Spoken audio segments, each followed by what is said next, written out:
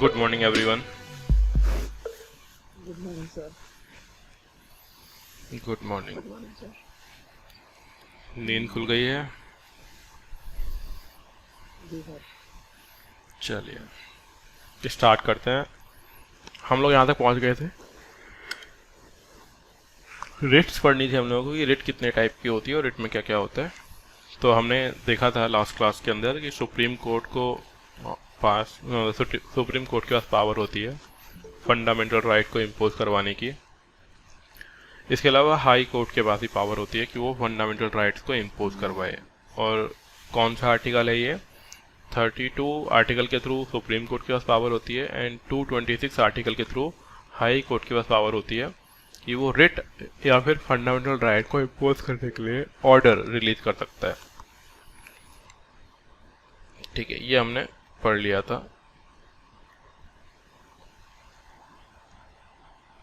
हाँ, ICC board की book 9th और 10th क्लास की बुक होती है। अगर आपको खरीदनी है किसी को तो 9th और 10th क्लास की हिस्ट्री और ज्योग्राफी पॉलिटी, दो बुक ही आती हैं, तीनों सब्जेक्ट होते हैं उसके अंदर। इकोनॉमिक्स नहीं होता है आईसीएसई के अंदर। ठीक है,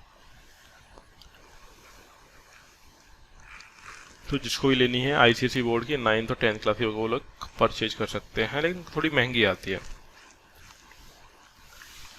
तो यहाँ पे देखिए सुप्रीम कोर्ट और हाई कोर्ट। सुप्रीम कोर्ट के पास जो पावर है वो है 32 आर्टिकल के थ्रू और हाई कोर्ट के पास जो पावर है 226 के आर्टिकल के थ्रू। कौन कौन सी रेट होती है? एक होती है habeas corpus, mandamus, prohibition, certiorari and quo warranto. क्या क्या है अभी हम लोग इनको पढ़ेंगे वन बाई वन।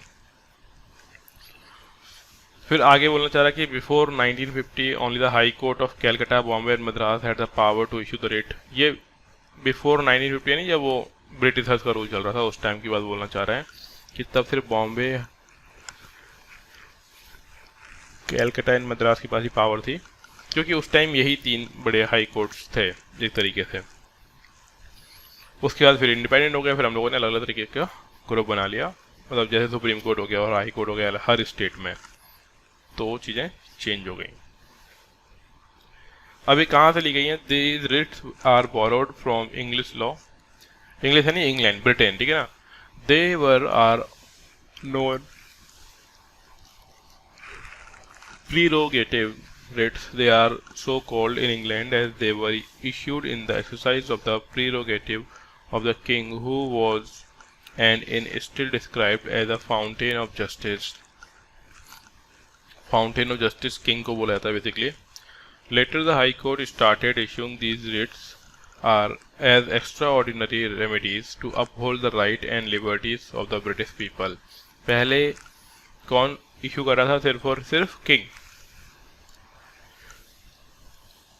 कहाँ की बात हो रही है किंग के लिए? ब्रिटेन।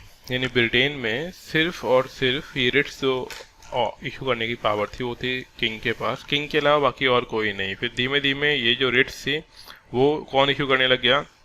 हाई कोर्ट या फिर सुप्रीम कोर्ट। एक टर्म आ रखा है प्रीरोगेटिव। इसका मीनिंग होता है ये एक स्पेशल प्रिविलेज होता है, यानी एक विशेष अधिकार होता है। और ये विशेष अधिकार रिट्स जो थी वो सिर्फ और सिर्फ किसको जारी करने का राइट था? ओनली किंग को। स्टार्टिंग की बात बोली जा रही है, लेकिन अभी हाई कोर्ट जारी कर सकता है और सुप्रीम कोर्ट भी। अब देखिए, the writs jurisdiction of the supreme court effect differ from that of a high court in 3 respect. अब यहाँ पे बताना चाह रहा है कि सुप्रीम कोर्ट और जो हाई कोर्ट की बात की जा रही है तो उनमें है डिफरेंस क्या? तो कुल मिला के 3 डिफरेंस है। The supreme court can issue it only for the enforcement of fundamental right, where the high court can issue it only for the enforcement of fundamental right. दोनों की बात ये तो कॉमन है कि देखो दोनों फंडामेंटल राइट को एनफोर्स करने के लिए इशू कर सकते हैं, but also for any other purpose. The यहाँ पर देखो, जैसे बात की थी हमने 32 के थ्रू कि आर्टिकल 32 में सिर्फ और सिर्फ सुप्रीम कोर्ट को राइट है। तो यहाँ पे ध्यान रखने वाली बात यह है कि सुप्रीम कोर्ट सिर्फ और सिर्फ फंडामेंटल राइट के वायलेशन पर ही क्या कर सकता है? रेट जारी कर सकता है। लेकिन हाई कोर्ट फंडामेंटल राइट के अलावा भी कुछ और पर्पस के लिए भी रेट जारी कर सकता है। ठीक है, एक तो फंडामेंटल राइट भी और कुछ और पर्पस के लिए भी। The expression for any other purpose refer to the enforcement of an ordinary legal right. Ordinary legal right मतलब जो नॉर्मल राइट्स हैं उनको भी जारी इशू करने के लिए, मतलब उनको भी अप्लाई करने के लिए ये रिट जारी कर सकता है। जैसे कि कोई फंडामेंटल राइट है के अलावा कॉन्स्टिट्यूशनल राइट है, उसके लिए भी। लीगल राइट का मतलब होता है जो कॉन्स्टिट्यूशन में लिखा हुआ है, वो सब कुछ लीगल राइट है। Thus the writ jurisdiction of the Supreme Court in this respect is narrower than that of the High Court। इसलिए हम लोग ये मान सकते हैं कि सुप्रीम कोर्ट का जो रिट जारी करने का एरिया है वो थोड़ा नैरो है as compared to High Court. ये पहला पॉइंट हुआ। दूसरा पॉइंट देखिए, the supreme court can issue a writ against a person or government throughout the territory of India, whereas the High Court can issue writ against a person residing and against the government authority located within its territorial jurisdiction। इसका मतलब ये simply सा ये समझो कि supreme court जो writ जारी करता है वो पूरे देश में इम्प्लीमेंट होती है, जबकि हाई कोर्ट जो इशू करता है वो सिर्फ और सिर्फ उस स्टेट में होगा, पर्टिकुलर स्टेट में जिसमें हाई कोर्ट है। अब इसमें यहाँ पे समझ सकते हो आप, Thus the territorial jurisdiction of Supreme Court for the purpose of issuing writs is wider than that of the High Court। इसीलिए हम ये समझ सकते हैं कि सिंपल सी बात है, सुप्रीम कोर्ट पूरी कंट्री के लिए है, तो जब सुप्रीम कोर्ट कोई ऑर्डर जारी करेगा पूरी कंट्री में माना जाएगा, जबकि हाई कोर्ट कोई ऑर्डर जारी करता है तो सिर्फ और सिर्फ वो स्टेट में ही इम्प्लीमेंट रहता है जिस स्टेट में वो हाई कोर्ट है। इस केस में डेफिनेटली क्या हुआ, किसके पास पावर ज़्यादा है, सुप्रीम कोर्ट के पास, किसके पावर कम है, हाई कोर्ट के पास। ठीक है, दो होगा। तीसरा डिफरेंस क्या है, अ remedy under article 32 is in itself a fundamental right। Article 32 अपने आप में फंडामेंटल राइट है, जबकि जो हाई कोर्ट वाला आर्टिकल है 226 वो अपने आप में फंडामेंटल राइट नहीं है। इसका मतलब ये निकल के आता है कि हाई कोर्ट रिट जारी करे या नहीं करे, लेकिन सुप्रीम कोर्ट तो रिट जारी करेगा ही करेगा, क्योंकि वो क्या है, फंडामेंटल राइट है। इश्यू थोड़ा समझिएगा आप लोग क्या है ये। Fundamental right and hence the supreme court may not refuse to exercise its writ jurisdiction. Supreme court कभी भी रिट जारी करने से मना नहीं कर सकता है, उसको करना ही पड़ेगा। On the other hand a remedy under 226 article is discretionary and hence a high court may refuse to exercise the writ jurisdiction. High court हो सकता है कभी रिट जारी ना भी करें क्योंकि वो फंडामेंटल राइट नहीं है, लेकिन आर्टिकल 32 के थ्रू सुप्रीम कोर्ट तो रिट जारी करेगा ही करेगा। Article 32 does not merely confer power on the supreme court as article 226 does on a high court to issue writs for the enforcement of fundamental right और right as per its general jurisdiction. The supreme court is thus constituted as a defender and guarantor of the fundamental right. अब ये mark कर लो, कोई पूछा जाता है कि कौन है गारंटर, तो वैसे तो सुप्रीम कोर्ट ही गारंटर है इस चीज का कि फंडामेंटल राइट मिलेंगे, लेकिन कई बार ऑप्शंस में लिखा रहता है हाई कोर्ट, तो हाई कोर्ट को हम लोग सही मान लेते हैं, लेकिन 100% कौन सी चीज सही है, सुप्रीम कोर्ट की, कि सुप्रीम कोर्ट क्या है, गारंटर है फंडामेंटल राइट्स का। बात समझ में आ गई। अब हम देखेंगे वन बाय वन वो सारी की सारी रिट्स जो इसमें इशू की जाती हैं। तो पहली रिट क्या है, हैबियस कॉर्पस। क्या समझना है हमको रिट्स के बारे में, पहला मीनिंग क्या है रिट्स का, दूसरा रिट्स कब कब जारी की सकती है, कंडीशंस क्या है रिट को जारी करने की। तो देखिए, हैबियस कॉर्पस लैटिन टर्म है which literally mean to have the body of. पहले मीनिंग समझेंगे हम लोग। इसका मतलब होता है कि किसी ने किसी की बॉडी अपने पास रख रखी है, डेफिनेटली वो लिविंग हो सकती है, नॉन लिविंग हो सकती है, ठीक है, लेकिन अल्टीमेटली बॉडी की बात हो रही है, यानी किसी ने फिजिकल फॉर्म में किसी को रख रखा है अपने पास। तो it is a Latin term which literally means to have the body of. It is an order issued by the court to a person who has detained another person. ये किसके लिए आएगा, जिसने किसी दूसरे पर्सन को डिटेन किया, और डिटेन यानी अपने पास रखा हुआ है, आने आने नहीं दे रहा। To produce the body of the letter before it, और उसने बॉडी अपने पास रख रखी हुई है, उस इंसान को ये ऑर्डर पास किया था कि भैया इसकी बॉडी कहाँ लेके आओ, आप सुप्रीम कोर्ट में लेके आओ।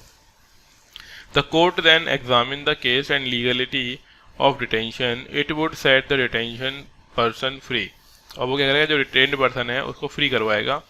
If the detention is found to be illegal, अगर डिटेंशन क्या है, इलीगल है, thus this writ is a bulwark of individual liberty against arbitrary detention. तब ये रिट सबसे बड़ा डिफेंड करने वाला एक सिस्टम बन सकता है, एक पावर बन सकती है, ठीक है, जिसे हम लोग क्या बोल सकते हैं, बुलवर्क। क्या होता है बुलवर्क का मीनिंग?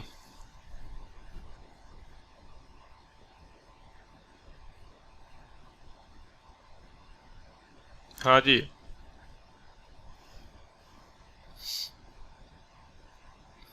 क्या सर? BULWARK, bulwark. इसका मीनिंग क्या है? मतलब एक तरीके से साधन है, सेफ्टी मेजर है। सेफ्टी मेजर यानी साधन क्या है? रिट, कि उस पर्सन को फ्री कराया ही जाएगा, ठीक है। एक हथियार मान सकते हो, किसी भी पर्सन को इलीगली डिटेन किया हुआ है तो उस केस में उसको फ्री कराने का मेन टूल क्या है? टूल है रिट। तो बुलवर्क यानी टूल मान लो आप, कि उस पर्सन को फ्री करवाने का टूल, मेन टूल क्या है? रिट जारी करवाना है। रिट के थ्रू वो क्या हो जाएगा? इंसान फ्री हो जाएगा। आगे देखो, the writ of habeas corpus can be issued against both public authorities as well as private authorities. ये चीज आपको मार्क कर लेनी है कि हेबियस कॉर्पस की रिट प्राइवेट पर्सन के लिए भी इम्प्लीमेंट एप्लीकेबल होती है और गवर्नमेंट पर्सन के लिए भी। तो इसी को बोला गया है public authorities as well as private individuals. Public authorities मतलब कोई भी गवर्नमेंट इंस्टीट्यूशन, चाहे पुलिस है या फिर कोई और ग्रुप है, उसने उसको अरेस्ट किया हुआ है, दोनों ही केस में वो लागू होगी। The writ on the other hand not issued where the, किस किस केस में इश्यू नहीं कर सकते ये वाली रिट? जब डिटेंशन इज लॉफुल, यानी कानून के तहत उसको अरेस्ट किया गया है। क्योंकि हमने ऊपर पढ़ा है कि इलीगल तरीके से अगर किसी को अरेस्ट किया गया है ना, तभी रिट इंप्लीमेंट होगी। अगर कानूनी तरीके से किसी को अरेस्ट किया गया है तो ये रिट जारी नहीं होगी। दूसरा, the proceeding is for contempt of a legislature और अ कोर्ट। अगर किसी तरीके से कोई प्रोसीडिंग चल रही है ना, कोई कोर्ट में केस चल रहा है, और तब ये रिट जारी नहीं हो सकती, ठीक है ना, क्योंकि तब भी कोर्ट में क्या हो रहा है? कोर्ट में केस चल रहा है, तो हो सकता है उसको डिटेन कर सकते हैं, बिल्कुल कर सकते हैं डिटेन, ठीक है ना। अगला, detention is by a contempt court. अगर किसी कानून की अवहेलना या फिर कोर्ट की अवहेलना की गई है और तब गिरफ्तार किया गया है किसी पर्सन को, तब भी उसके अगेंस्ट ये वाली रिट जारी नहीं होगी। Detention is outside the जुडिक्शन of the court. और अगर मान लीजिए पकड़ा ही अमेरिका के अंदर है और केस कर रहा है इंडिया में, तब भी वो रिट जारी नहीं कर सकता, क्योंकि वो उसके जुडिक्शन से बाहर की बातें हैं। जब भी कभी जुडिक्शन से बाहर की बातें होंगी उस केस में रिट जारी नहीं की जा सकती, क्योंकि डेफिनेटली कोई मतलब ही नहीं है, वहां पे रूल चलेगा नहीं इंडिया का, तो रिट जारी करेगा भी क्या? तो उस केस में रिट जारी नहीं की जा सकती है। तो इसे हम लोग क्या समझ गए? मैंडेमस का मीनिंग क्या होता है? To have the body of. कब कब ये रिट जारी की जा सकती है और कब कब ये रिट जारी नहीं कर सकते हैं, हमने ये बात समझ ली। अगला है मैंडेमस। मीनिंग क्या होता है इसका? लिटरल मीनिंग है we command. It is the command issued by the court to a public official asking him. देखो किसको पास की जा रही है? पब्लिक ऑफिशियल को ये ऑर्डर दिया जा रहा है, उससे बोला जा रहा है asking him to perform his official duties, कि अपना ऑफिशियल काम करो जो काम करने आते हो।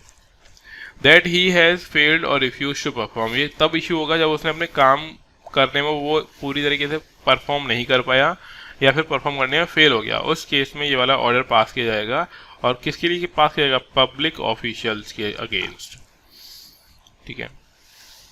It can be issued against any public body. अब बताना जा रहा है कि पहली बात तो पब्लिक ऑफिशियल तो हो ही गए, लेकिन इसके अलावा और किस किस के अगेंस्ट रिट जारी की सकती है?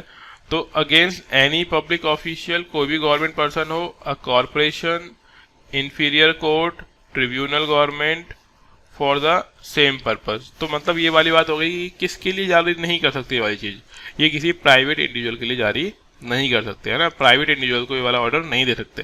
किन किन को दिया जा रहा है? पब्लिक बॉडी को, कोई कॉरपोरेशन को, और इंफीरियर कोर्ट। कोर्ट डेफिनेटली गवर्नमेंटेड होते हैं, तो गवर्नमेंट के कोर्ट, ठीक है ना। इसके अलावा ट्रिब्यूनल और गवर्नमेंट को।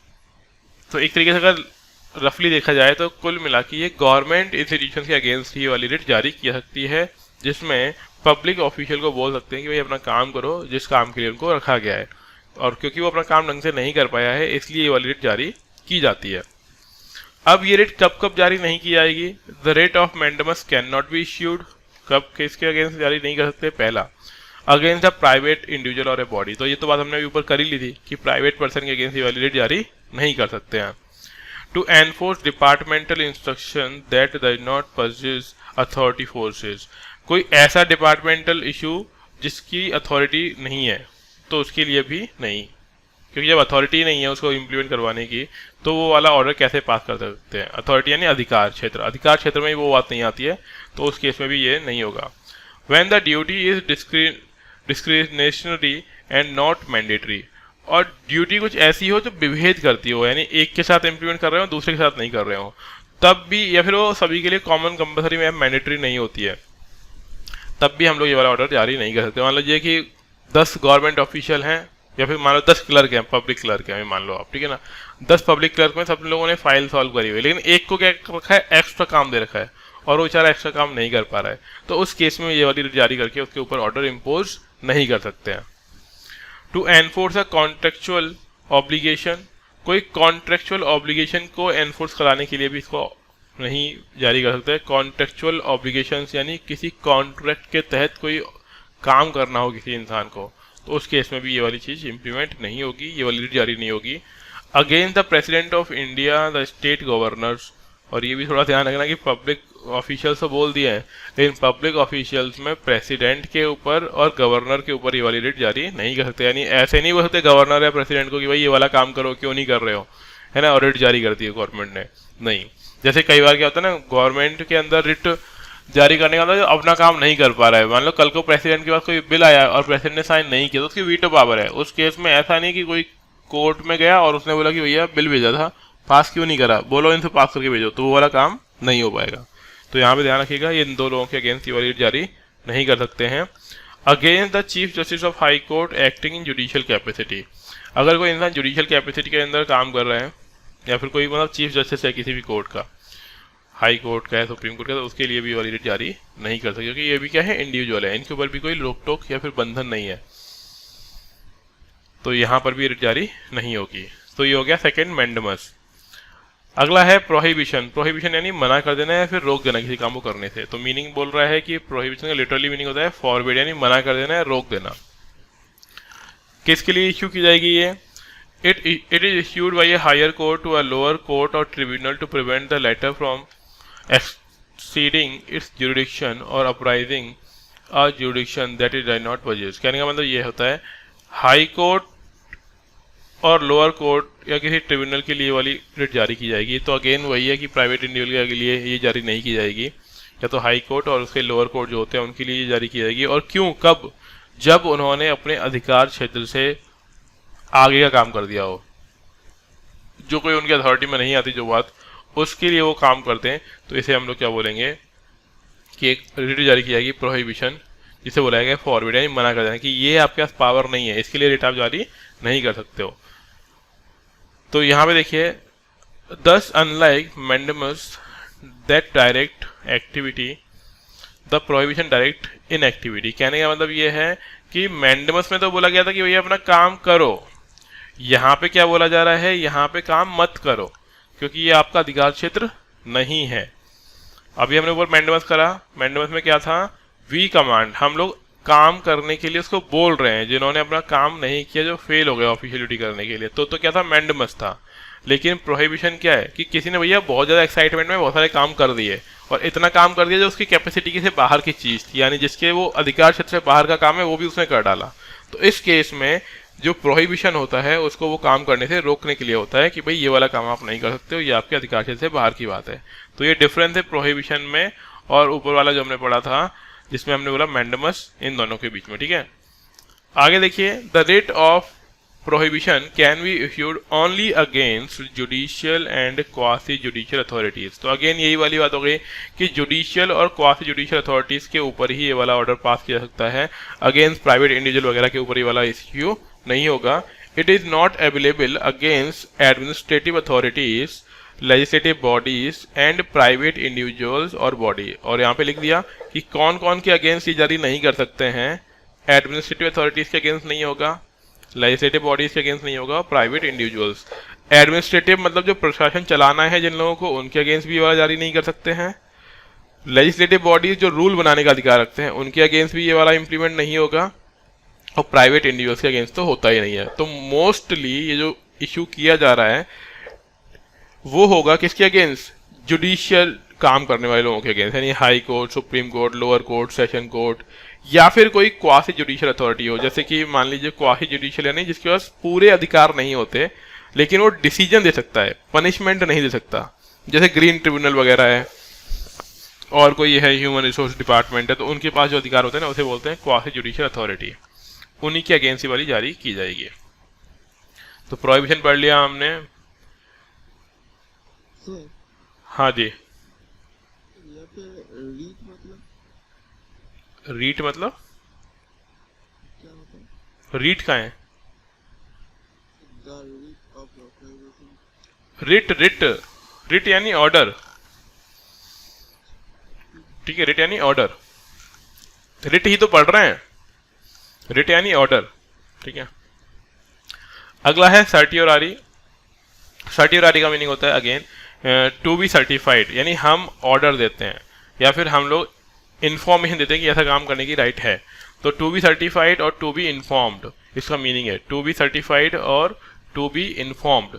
It is issued by a higher court to a lower court और tribunal either to transfer a case pending with the latter to itself और to quash the order of the latter in case. कहने का मतलब ये है, ये कब किया जाता है ऑर्डर? तो it is issued by a higher court to a lower court और tribunal either to transfer a case pending with the latter to itself और to quash the order of the latter in a case. इसका मतलब ये हुआ, ये upper court lower court को issue करता है कि भाई अगर तुम्हारे पास कोई केसेस आए हुए हैं, कोई पर्टिकुलर तरह के केस, कई सारे केस आ गए हैं, तो उसके रिगार्डिंग उनको मर्ज करने का, उनके रिगार्डिंग ऑर्डर देने का, या फिर उनको एक साथ मिला के डिसीजन देने की पावर ये प्रोवाइड करता है। अगर किसी के पास पावर नहीं है इतनी तो उस केस में, क्योंकि अपर कोर्ट के पास पावर होती है, छोटे कोर्ट के पास पावर नहीं होती, लेकिन केस आया हुआ है, बार बार आ रहा है, तो उस केस में पावर इनको मिल जाएगी लोअर कोर्ट्स को। It is issued on the ground of excess of jurisdiction और लैक ऑफ जुडिक्शन और एरर ऑफ लॉ। तो ये तीन केस में इंप्लीमेंट किया जाता है, जब जुडिक्शन की जरूरत हो, एक्सेस ज़्यादा की, या फिर जुडिक्शन कम पड़ रहा हो उसको बढ़ाने के लिए, या फिर कोई एरर हो, गलती हो लॉ के अंदर। तो उन तीनों ही केसेस के अंदर ये किसको दिया जाएगा? कोर्ट्स को वाली पावर दी जाती है। Thus, unlike prohibition, which is only preventive, certiorari is both preventive as well as curative. तो ये देखो प्रोहिबिशन और इसमें डिफरेंस क्या बताना चाह रहा है। प्रोहिबिशन तो क्या था? प्रिवेंटिव था। प्रिवेंटिव यानी सिर्फ रोक सकता है किसी चीज को होने से, लेकिन ये प्रिवेंटिव भी है और क्यूरेटिव भी है। प्रिवेंटिव और क्यूरेटिव का मतलब क्या है? रोकेगा भी और उसको सॉल्व भी करेगा, कि जो दिक्कत आई है उसको सॉल्व भी किया जाए। जबकि ऊपर प्रोहिबिशन में क्या था? सिर्फ रोकना था, कि अगर किसी ने कोई ऑर्डर जारी किया हुआ है तो वो एक तरीके से बस रोकने के लिए कोई नया ऑर्डर जारी कर सकता है। लेकिन यहाँ पे क्या होगा? कोई पहले से ऑर्डर है तो रोक भी सकता है, उसके रिगार्डिंग सॉल्यूशन भी दे सकता है, क्योर भी कर सकता है उस चीज को, है ना, क्यूरेटिव बोलते हैं उसको।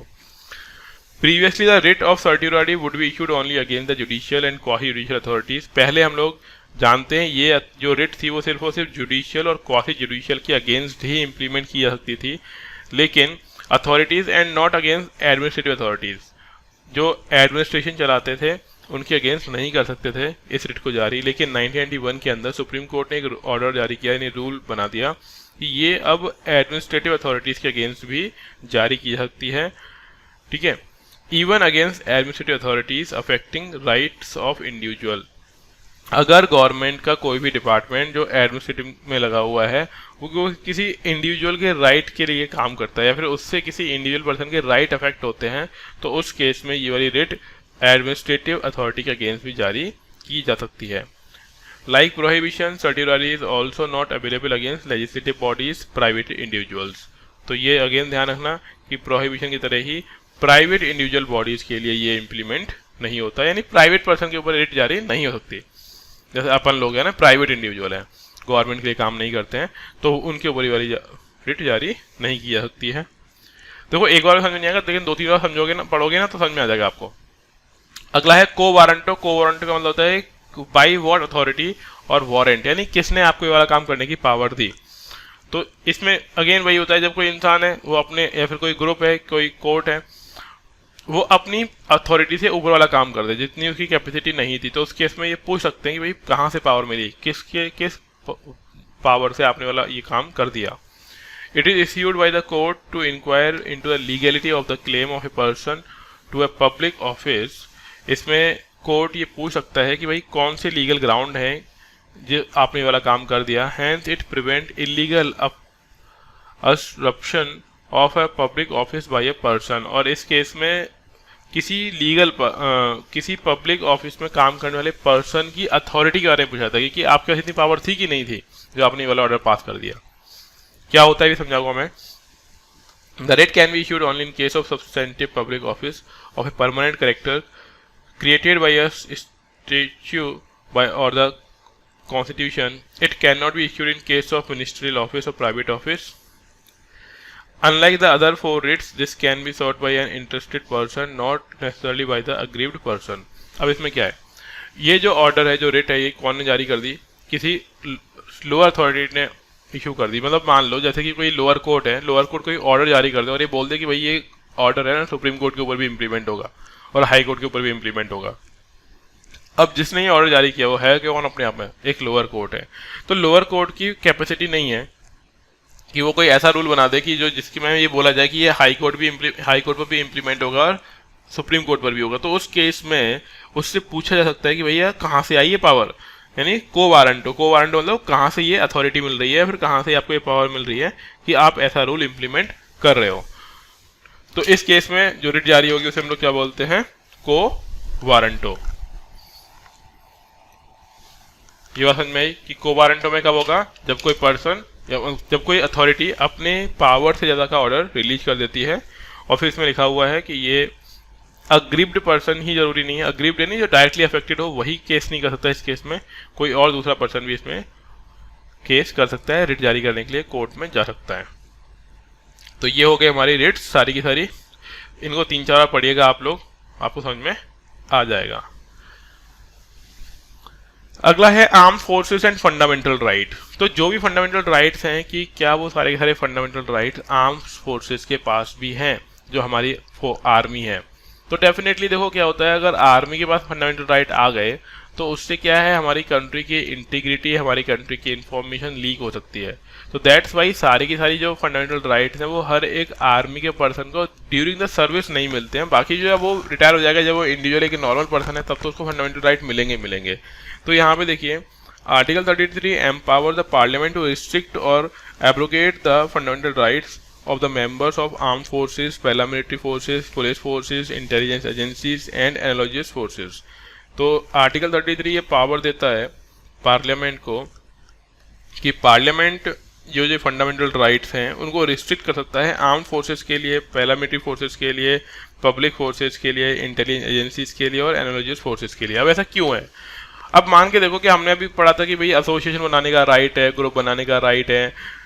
अगर आर्मी के अंदर जिस दिन लड़ाई चल रही है और पूरी की पूरी आर्मी की फोर्स ग्रुप बना लिया अपना कि नहीं आज हम लड़ाई नहीं कर लड़ेंगे, आज हमारा मूड नहीं है, तो उस केस में दिक्कत हो जाएगी कंट्री को. इसीलिए जो फंडामेंटल राइट हमने ऊपर पढ़े वो सिर्फ और सिर्फ पब्लिक के पास अवेलेबल है, जबकि आर्म फोर्सेज के लिए जितने भी चीज़ें हमारे आर्मी, डिफेंस इन सब से जुड़ी हुई हैं उनके पास ये वाला राइट नहीं है.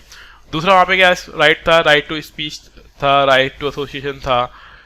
उस केस में मानो राइट टू स्पीच है, कोई इंसान जाके सब कुछ बता दे अपनी कंट्री के बारे में दूसरी कंट्री के लोगों को, क्योंकि वो आर्म फोर्सेस में है, उसको मालूम है इंटेलिजेंस क्या होता है, इंटरनल फोर्सेस कहाँ लगी हुई है. तो इस केस में वो बोल सकते कि भैया मेरा तो फंडामेंटल राइट है, मैंने उपयोग कर लिया फंडामेंटल राइट का, बोल दिया. नहीं, आर्मी के केस में ये वाला फंडामेंटल राइट नहीं होगा. इसीलिए कौन कौन से राइट्स मिलेंगे आर्म फोर्सेस वालों को ये लिखा हुआ है आर्टिकल 33 के अंदर. So the power to make law under Article 33 is conferred only on Parliament and not on state legislature. दूसरी चीज ध्यान रखना है कि आर्टिकल 33 के थ्रू क्या क्या रूल बनाने का राइट होगा वो सिर्फ और सिर्फ पार्लियामेंट के पास होगा राइट, ना कि स्टेट लेजिस्लेचर जिसे हम बोलते हैं विधानसभा. विधानसभा के पास पावर नहीं होगी. अगर इसके रिगार्डिंग कोई केस बनाया जाएगा तो वो सिर्फ और सिर्फ कौन बनाएगी? Parliament of India. Any such law made by Parliament cannot be challenged in any court on the ground of the contravention of any of the fundamental right. और अगेन ये बात भी सिंपल सी है, जब ऊपर बोल ही दिया है कि ये राइट है जिसमें पार्लियामेंट रूल बनाएगी, तो जो पार्लियामेंट ने रूल बना दिया उसको चैलेंज नहीं कर सकते आप कि इसलिए चैलेंज नहीं कर सकते कि भाई फंडामेंटल राइट के अगेंस्ट रूल बनाया गया है, तो डेफिनेटली वो रूल बनाया जाएगा। वो हो सकता है कि फंडामेंटल राइट के अगेंस्ट हो, और इस केस में लेजिस्लेचर यानी पार्लियामेंट के ऊपर किसी भी तरीके का केस किसी भी कोर्ट में नहीं किया जा सकेगा कि ऐसा रूल क्यों बना दिया। According the parliament has enacted the army act 1950, the navy act 1950, the air force act 1950। तो देखो तीनों ही आर्मी, नेवी और एयरफोर्स तीनों ही हमारे फोर्स के पार्ट हैं। तो 1950 में हम लोग एक तरीके से हमने अपना कॉन्स्टिट्यूशन इम्प्लीमेंट कर दिया था, और कॉन्स्टिट्यूशन इम्प्लीमेंट करने के साथ साथ ही हमने तीनों के लिए रूल बना दिए थे। तो इन्हीं के अंदर ये चेंजेस कर सकती है। कौन कर सकती है? पार्लियामेंट। इसके अलावा और क्या क्या है? पुलिस फोर्सेस, ये भी 1966 में है। The border security force, BR मतलब BSF बोलते हैं इसको, बॉर्डर सिक्योरिटी फोर्स BSF होती है। इन सभी के लिए जो रूल बनाने का राइट होता है वो किसको होगा? पार्लियामेंट को होगा। और क्या करेंगे इसमें? वही इनका जो फंडामेंटल राइट है वो इस रिस्ट्रिक्ट कर सकते हैं, कम कर सकते हैं। क्या क्या कर सकते हैं उसमें? These impose restriction on their freedom of speech, right to form association, right to be the member of a trade union और political association, right to communicate with the press, right to attend public meeting. ये सब कुछ चीज़ें हैं जो उनकी ban की जा सकती हैं। और इन सभी को अगर आप पढ़ोगे तो आपको मालूम चली जाएगा कि इन सभी चीज़ों के ऊपर बैन इसलिए लगाया गया है क्योंकि अगर इनके ऊपर बैन नहीं लगाएंगे तो हो सकता है कोई भी आर्मी का पर्सन, कोई अधिकारी हमारी कंट्री की इन्फॉर्मेशन दूसरी कंट्री तक पहुंचा सकता है, और उससे हमारी कंट्री को खतरा, डिसइंटीग्रेट होने का खतरा हो सकता है, जिससे हम लोगों ने कल ही पढ़ा था कि अखंड बना के रखना है, ब्रेक नहीं होने देना है। तो इन सब चीज़ों से कंट्री हो सकती है ब्रेक हो सकती है। दैट्स वाई ये सब कुछ चीज़ें बैन है, भले ही फंडामेंटल राइट है, लेकिन जब तक कोई पर्सन आर्मी में है, नेवी में है, एयरफोर्स में है, कंट्री के लिए काम कर रहा है, उसको ये वाले राइट्स नहीं मिलेंगे। मतलब ऐसा नहीं कभी नहीं मिलेंगे, मतलब ये मान लो कि सस्पेंड किए जा सकते हैं। क्लियर? अब नीचे लिखा हुआ है मार्शियल लॉ और नेशनल इमरजेंसी में डिफरेंस क्या है। तो मार्शियल लॉ का मतलब होता है आर्मी का रूल होता है, और नेशनल इमरजेंसी ये है कि कंट्री में मान लो कुछ इमरजेंसी की कंडीशन क्रिएट हो गई है। तो हमने पढ़ा भी था 3 तरह की इमरजेंसी होती है, नेशनल इमरजेंसी, स्टेट इमरजेंसी और फाइनेंशियल इमरजेंसी। इन तीनों ही केसेस में ऑर्डर या फिर जो पावर होती है वो किसके पास आ जाएगी? उसे मतलब एक तरीके से प्रेसिडेंट के पास आ जाती है, उसे हम लोग बोलते हैं नेशनल इमरजेंसी। तो यहाँ पे डिफरेंस बताया हुआ है मार्शियल लॉ में और नेशनल इमरजेंसी में। ये जरूरी भी है क्योंकि हम लोग दोनों को एक ही चीज़ मानते हैं कि मार्शियल लॉ और नेशनल इमरजेंसी एक ही है, लेकिन इसमें डिफरेंस है। क्या क्या डिफरेंस है वो देखिए। The affect only fundamental right, जो मार्शियल लॉ होते हैं वो सिर्फ और सिर्फ फंडामेंटल राइट को अफेक्ट करते हैं, जबकि नेशनल इमरजेंसी होती है वो क्या करेगी? It affect not only fundamental rights but also central state relationship और डिस्ट्रीब्यूशन ऑफ पावर। क्यों ऐसा होता है कि देखो नेशनल इमरजेंसी लग गई तो उस केस में स्टेट की पावर भी किसके पास आ जाती है? सेंट्रल गवर्नमेंट के पास आ जाती है। तो इसका मतलब ये हुआ कि जो रिलेशन था between the central government and state government वो चेंज हो गया है। And legislative power between central and state and may extend the tenure of the parliament. और ये पावर इतनी ज़्यादा होती है कि हो सकता है कि पार्लियामेंट अपना टेन्योर ही बढ़ा ले। टेन्योर बढ़ाने का मतलब ये होता है कि पार्लियामेंट का जो लोकसभा है उसका टाइम होता है 5 साल, कि भाई 5 साल तक ही आपको रहना है। लेकिन कंट्री में इमरजेंसी लगी हुई है तो क्योंकि चुनाव होंगे नहीं, और जब चुनाव होंगे नहीं तो जो करंट में जो लोकसभा के लोग हैं, जो पीएम है, वो अपना टेन्योर और बढ़ा सकता है कि भैया 1 साल और हम ही लोग रूल करेंगे, यानी 5 साल के बाद भी 1 साल और। तो इसे हम लोग क्या बोल सकते हैं? National emergency. जबकि मार्शियल लॉ में ऐसा कुछ देखने को नहीं मिलेगा आपको कि गवर्नमेंट अपना टेन्योर ही बढ़ा ले। दूसरा है it suspend the government in ordinary law courts. जब भी कभी मार्शल लॉ इंप्लीमेंट होता है तो ये सस्पेंड कर देता है गवर्नमेंट के कामों को, या फिर जो नॉर्मल ऑर्डिनरी लॉ हैं जो कोर्ट ने इंप्लीमेंट करवाए थे या इम्पोज किए थे। ध्यान रखना 2 चीज़ें, ऑर्डिनरी लॉज एंड जो चीज़ गवर्नमेंट के अंडर में थी, कोर्ट वगैरह के अकॉर्डिंग जो चीज़ें की गई थी, आम चीज़ें, ऑर्डिनरी चीज़ें, उनको यहाँ पे बैन कर सकते हैं। जबकि इमरजेंसी में क्या होगा? It continue the government and ordinary law courts, इसमें वो सब कुछ ऑर्डर चलते रहेंगे। मार्शल लॉ में सस्पेंड हो रहा है, यहाँ पे कोई चीज़ सस्पेंड नहीं होगी। अगेन मार्शल लॉ में क्या है? It is impose to restore the breakdown of law and other due to any reason.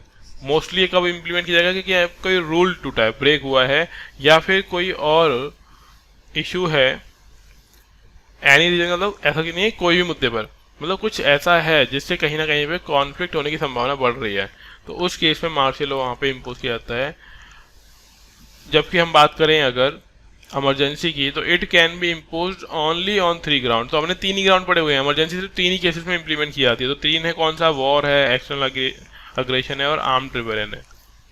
हम लोग पढ़ेंगे 352 आर्टिकल के अंदर कि किस केस में नेशनल इमरजेंसी, यानी पूरी कंट्री में इमरजेंसी इंप्लीमेंट कर सकते हैं। तो पूरी कंट्री में तो तभी कर सकते हैं जब पूरी कंट्री में संभावना हो कि भाई फाइट हो सकती है लोगों के बीच में। तो ये हो गया थर्ड पॉइंट, नेशनल इमरजेंसी और मार्शल लॉ के बीच में। फोर्थ पॉइंट देखिए, it is impose in some specific area of the country. Martial law पूरी कंट्री में इम्पोज नहीं होता है मोस्टली, इसे हम लोग कंट्री किसी पर्टिकुलर एरिया में, जैसे यूपी, एमपी और उसके किसी के पर्टिकुलर एरिया में इसको इम्पोज करते हैं। जबकि नेशनल इमरजेंसी नाम से मालूम पड़ रहा है नेशनल, यानी पूरी कंट्री की इमरजेंसी है। तो it is impose either in the whole country और in any part of the country, क्योंकि जो चीज़ पूरी कंट्री के लिए इंप्लीमेंट है वो छोटे किसी पार्ट के लिए इंप्लीमेंट तो हो ही सकती है। तो डेफिनेट सी बात है कि नेशनल इमरजेंसी वाले केस में वो पूरे कंट्री के लिए इंप्लीमेंट कर सकता है या फिर किसी कंट्री के छोटे से पार्ट के लिए, किसी स्टेट के लिए इम्पोज की जा सकती है, इसीलिए वो क्या है, नेशनल इमरजेंसी है। जबकि मार्शल लॉ में ऐसा नहीं होगा। It has no specific provision in constitution, ठीक है, इट इज इम्प्लिसिट। इसका मतलब ये है कि इसके बारे में कोई प्रॉपर प्रोविजन है नहीं कि मार्शल लॉ क्या होता है, कब इम्प्लीमेंट करना है, क्या क्या काम इसमें होंगे। जबकि अगर हम इमरजेंसी की बात करते हैं तो इमरजेंसी बिल्कुल स्पेसिफिक है। क्यों? क्योंकि कहाँ लिखा हुआ है, उसको इंडियन कॉन्स्टिट्यूशन में लिखा हुआ है, और जो चीज़ इंडियन कॉन्स्टिट्यूशन में लिखी हुई है वो हम लोग मान सकते हैं कि ऑथेंटिक है, सत्य है, बदलेगा नहीं। तो it has specified and detailed provision in the constitution, it is explicit, ठीक है ना। इम्प्लिसिट और एक्सप्लिसिट का मीनिंग क्या होता है, किसी को आइडिया है?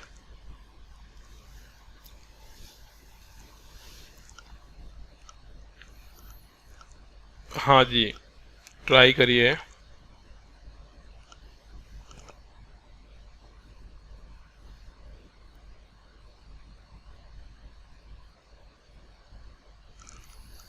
इम्प्लिसिट और explicit,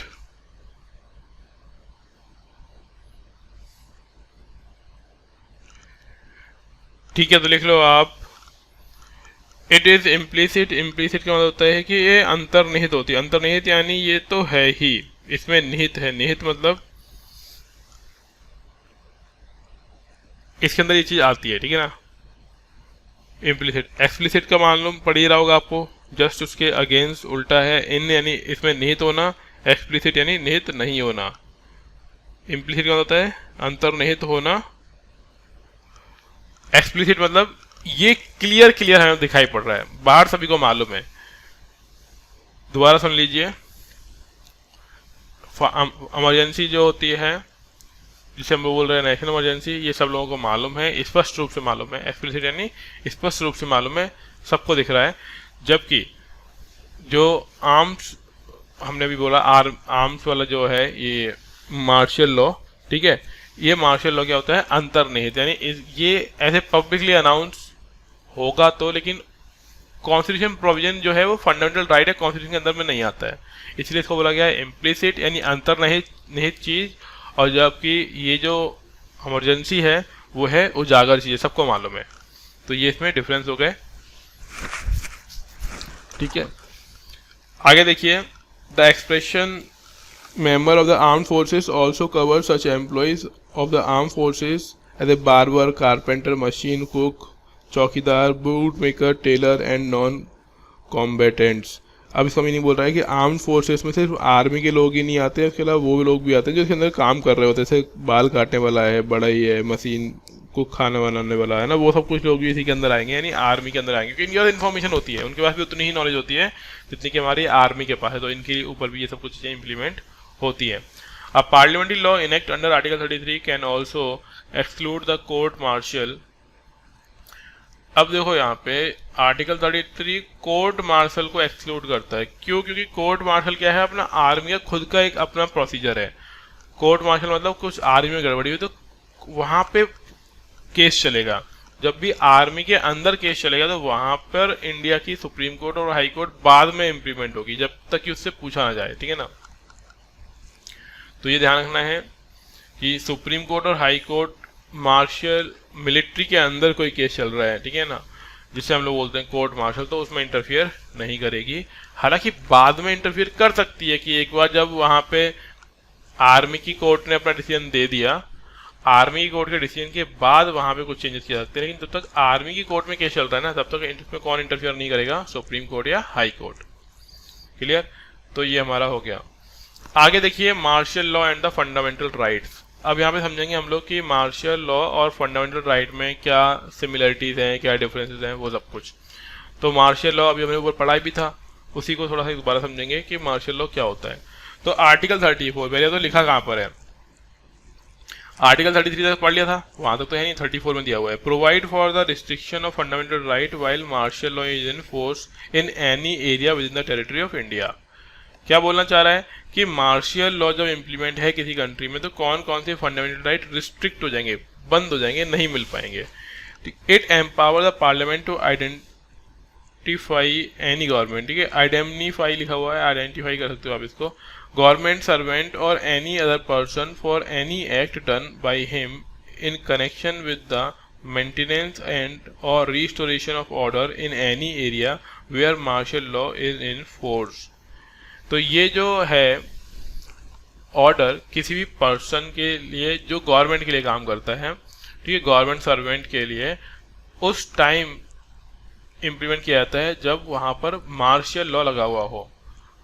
the parliament can also validate any sentence passed, punishment, इम्प्लिसिट्स, फोर्टिफिचर बोलते हैं इसको, ऑर्डर्ड और other act done under martial law in such area.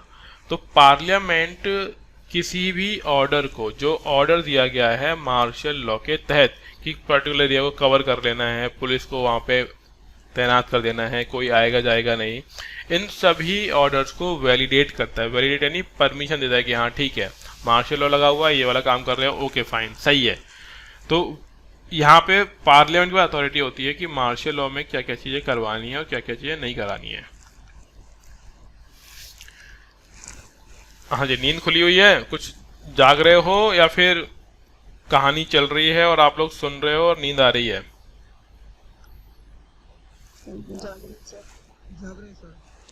जग रहे सर। चलो जागते रहना, ये बीच में इसीलिए जगा रहे हैं कि कुछ अगर नींद आ गई हो तो देख लो। अब इसमें क्या होगा, आगे देखो, the act of indemnity. Indemnity का एक मतलब ये भी होता है कि भाई कोई काम किसी ने कर दिया, उसके रिगार्डिंग किसी को कोई दिक्कत हुई तो कंपनसेशन दिलवाने का राइट, ठीक है ना। जैसे कि सपोज किसी पर्सन को जेल हो गई जबकि उसको जेल जाना ही नहीं था, गलत केस में उसको फंसा दिया, तो उसके तहत उसे कंपनसेशन दिया जाएगा, ठीक है। तो the act of indemnity made by the parliament can not be challenge in any court. अगर पार्लियामेंट ने बोल दिया ना ये गलत हुआ था, इसको कंपनसेशन मिलना चाहिए, तो उसको आप चैलेंज नहीं कर सकते हो किसी भी कोर्ट में, on the ground of contravention of any of the fundamental right. इसलिए चैलेंज नहीं कर सकते हो कि इसमें फंडामेंटल राइट का वायलेशन हुआ था या नहीं हुआ था, फिर ये फंडामेंटल राइट से अलग है। तो ये चीज हम लोग जानते भी हैं कि तीनों डिपार्टमेंट कौन कौन से, लेजिस्लेचर, कोर्ट, जुडिक्शन एंड एग्जीक्यूटिव, ये इंडिपेंडेंट है तीनों के तीनों। यानी हम वैसे तो अगर मान लीजिए कोई भी डिपार्टमेंट अपने प्लेस पर बिल्कुल सही है तो उस केस में हम उसे चैलेंज नहीं कर सकते हैं कोर्ट में। तो वही चीज यहाँ पे लिखी हुई है कि अगर पार्लियामेंट ने किसी प्रॉपर प्रोविजन के रिगार्डिंग क्षतिपूर्ति, इंडेमिनिटी यानी कंपनसेशन देने की बात बोल दी है, तो उसको किसी भी और दूसरे कोर्ट में इस बेसिस पर चैलेंज नहीं कर सकते हैं। चैलेंज यानी इसे बदलने के लिए नहीं बोल सकते हैं कि उसमें फंडामेंटल राइट के वो चीज़ अगेंस्ट थी या फिर सपोर्ट में थी। तो कहने वाली बात यह है कि पार्लियामेंट ने कुछ रिलीज कर दिया है तो उसको हम लोग चैलेंज नहीं कर सकते हैं, ऐसा बोला गया है। हालांकि सुन लीजिए, हालांकि आज के टाइम में हम किसी भी रूल को कोर्ट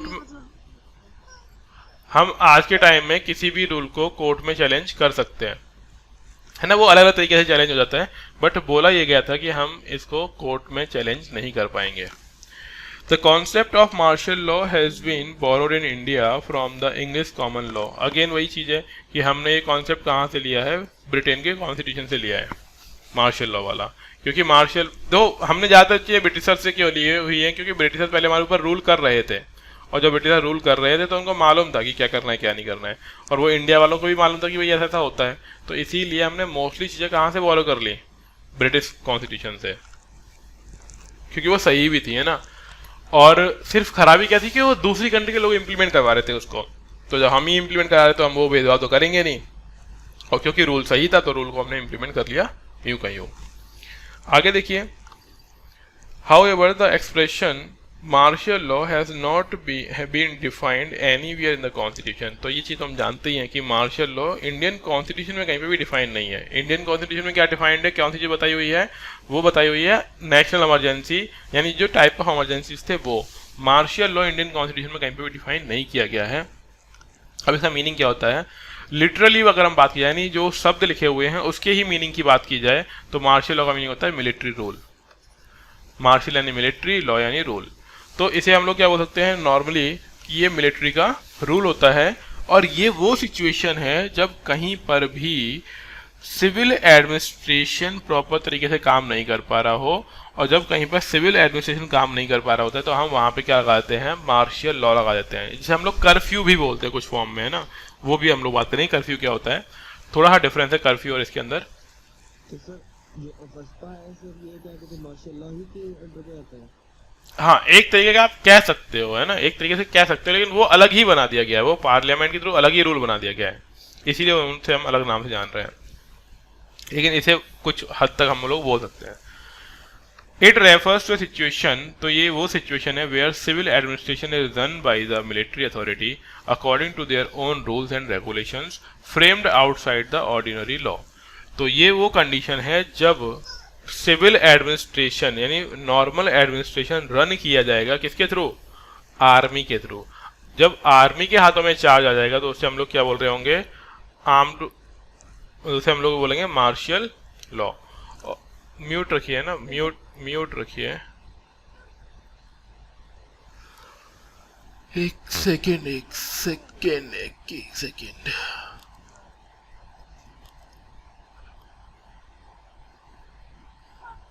म्यूट कर रहा हूँ, म्यूट हो नहीं रहा, ठीक है म्यूट कर दिया है मैंने, और तब भी आप म्यूट रखिए अपने एंड पर।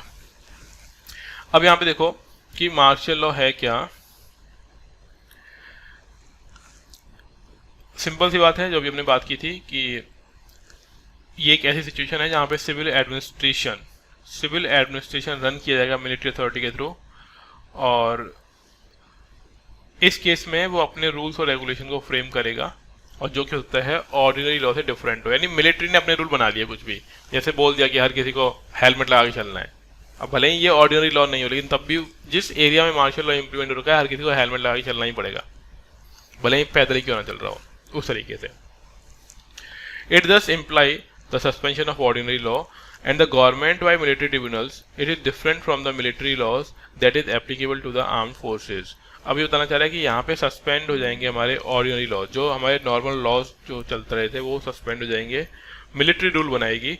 और दूसरी बात ये भी है कि ये जो मिलिट्री रूल बना रही है ना, वो मिलिट्री रूल वो वाले रूल नहीं है जो आर्म फोर्सेस में इंप्लीमेंट होने हैं, नहीं, ये उस पर्टिकुलर एरिया के लिए बनाए गए हैं जहाँ पे इसको इम्प्लीमेंट करवाना है। तो वही चीज़ यहाँ पे बताना चाह रहा है कि ये डिफरेंट होंगे मिलिट्री लॉ से, और ये वहाँ पे एप्लीकेबल होंगे जहाँ पे आर्म फोर्सेस काम कर रही हैं। एक तरीके से कहने वाली बात ये है कि ये प्रॉपर अलग अलग प्लेसेस के लिए, मान लो नॉर्थ ईस्ट की किसी जगह पे पंगे हो गए, लड़ाई हो गई, फाइट चल रही है या फिर रेबेलियन हो गया है, और वहाँ पे क्या लगा दिया गया है, मार्शल लॉ। तो मार्शल लॉ लगाने के बाद ये बोल सकते हैं कि हर किसी को हर टाइम अपनी आइडेंटिटी कार्ड के साथ चलना है, ठीक है, आर्म फोर्सेस के साथ मतलब आइडेंटिटी कार्ड के साथ चलना है, और पूछे जाने पर आइडेंटिटी कार्ड दिखाना पड़ेगा। तो इसका मतलब क्या हुआ कि ये सिर्फ और सिर्फ उस प्लेस के लिए है, ना कि आर्मी के लिए इम्प्लीमेंट कर दिया गया है कि मतलब कहीं पे भी आर्मी है तो वहाँ पे उनको आईडी कार्ड वगैरह चेक करना है, नहीं, ठीक है। तो इसका मतलब ये समझिएगा, ये सिर्फ और सिर्फ किसके लिए है, किसी प्लेस, पर्टिकुलर प्लेस के लिए है, हर जगह के लिए वाला रूल नहीं है। आगे लिखिए, there is also no specific और expression provision in the constitution that authorise the executive to declare martial law. दूसरी बात, ये कहीं भी नहीं लिखा हुआ है कॉन्स्टिट्यूशन के अंदर कि एग्जीक्यूटिव डिक्लेयर कर सकती है मार्शल लॉ को। एग्जीक्यूटिव डिक्लेयर नहीं कर पाएगी मार्शल लॉ को, एग्जीक्यूटिव के पास पावर नहीं है। However it is implicit in article 34। Implicit यानी ये अंतर्निहित है, यानी आर्टिकल 34 में ये पढ़कर हमें मालूम पड़ता है, under which martial law can be declared in any area within the territory of India. ये बात तो बिल्कुल सही भी है कि हम पूरी कंट्री में किसी भी जगह पर मार्शल लॉ को इम्पोज कर सकते हैं। और कैसे होगा मार्शल लॉ इम्पोज, वो अलग कंडीशन होगी। कौन कौन सी कंडीशन है वो देखिए। The martial law is impose under the extraordinary circumstances, यानी जब कुछ अलग ही घट जाए, एक्स्ट्रा ऑर्डिनरी कुछ हो गया जो सोचा नहीं गया था। ठीक है, एक्स्ट्रा ऑर्डिनरी का बेसिक मतलब क्या होता है, एक तो वो होता ही है मतलब एक्स्ट्रा ऑर्डिनरी बंदा, लेकिन मुद्दा बेसिक मीनिंग क्या होता है, जो सोचा नहीं गया हो, जो नॉर्मल तरीके से हमको नहीं लग रहा हो कि कभी ऐसा जिंदगी में हो जाएगा, लेकिन ऐसा कुछ हो जाए तो उसे हम वो बोलते हैं एक्स्ट्रा ऑर्डिनरी सर्कमस्टेंसेस। तो जब भी कभी कहीं पर भी एक्स्ट्रा ऑर्डिनरी सर्कमस्टेंसेस क्रिएट होते हैं, क्या होता है वो, लाइक वॉर हो गई, किसी दूसरी कंट्री ने अटैक कर दिया, इंसर्जेंसी हो गई मतलब घुसपैठ हो गई, ठीक है, रिबेलियन हो गया हमारी कंट्री के अंदर, रिबेलियन यानी कोई ग्रुप ने अचानक ही फाइट कर दी, और एनी वायलेशन जो लॉ को ब्रेक कर रहा हो, इन सभी केसेस के अंदर its justification is to repeal force by for maintaining the restoring order in the society. तब हम ये बोल सकते हैं कि बल को बल से रोका जाता है, यानी फोर्स को फोर्स से रोक सकते हैं, और उस केस में हम लोग क्या इंप्लीमेंट करते हैं, मार्शल लॉ।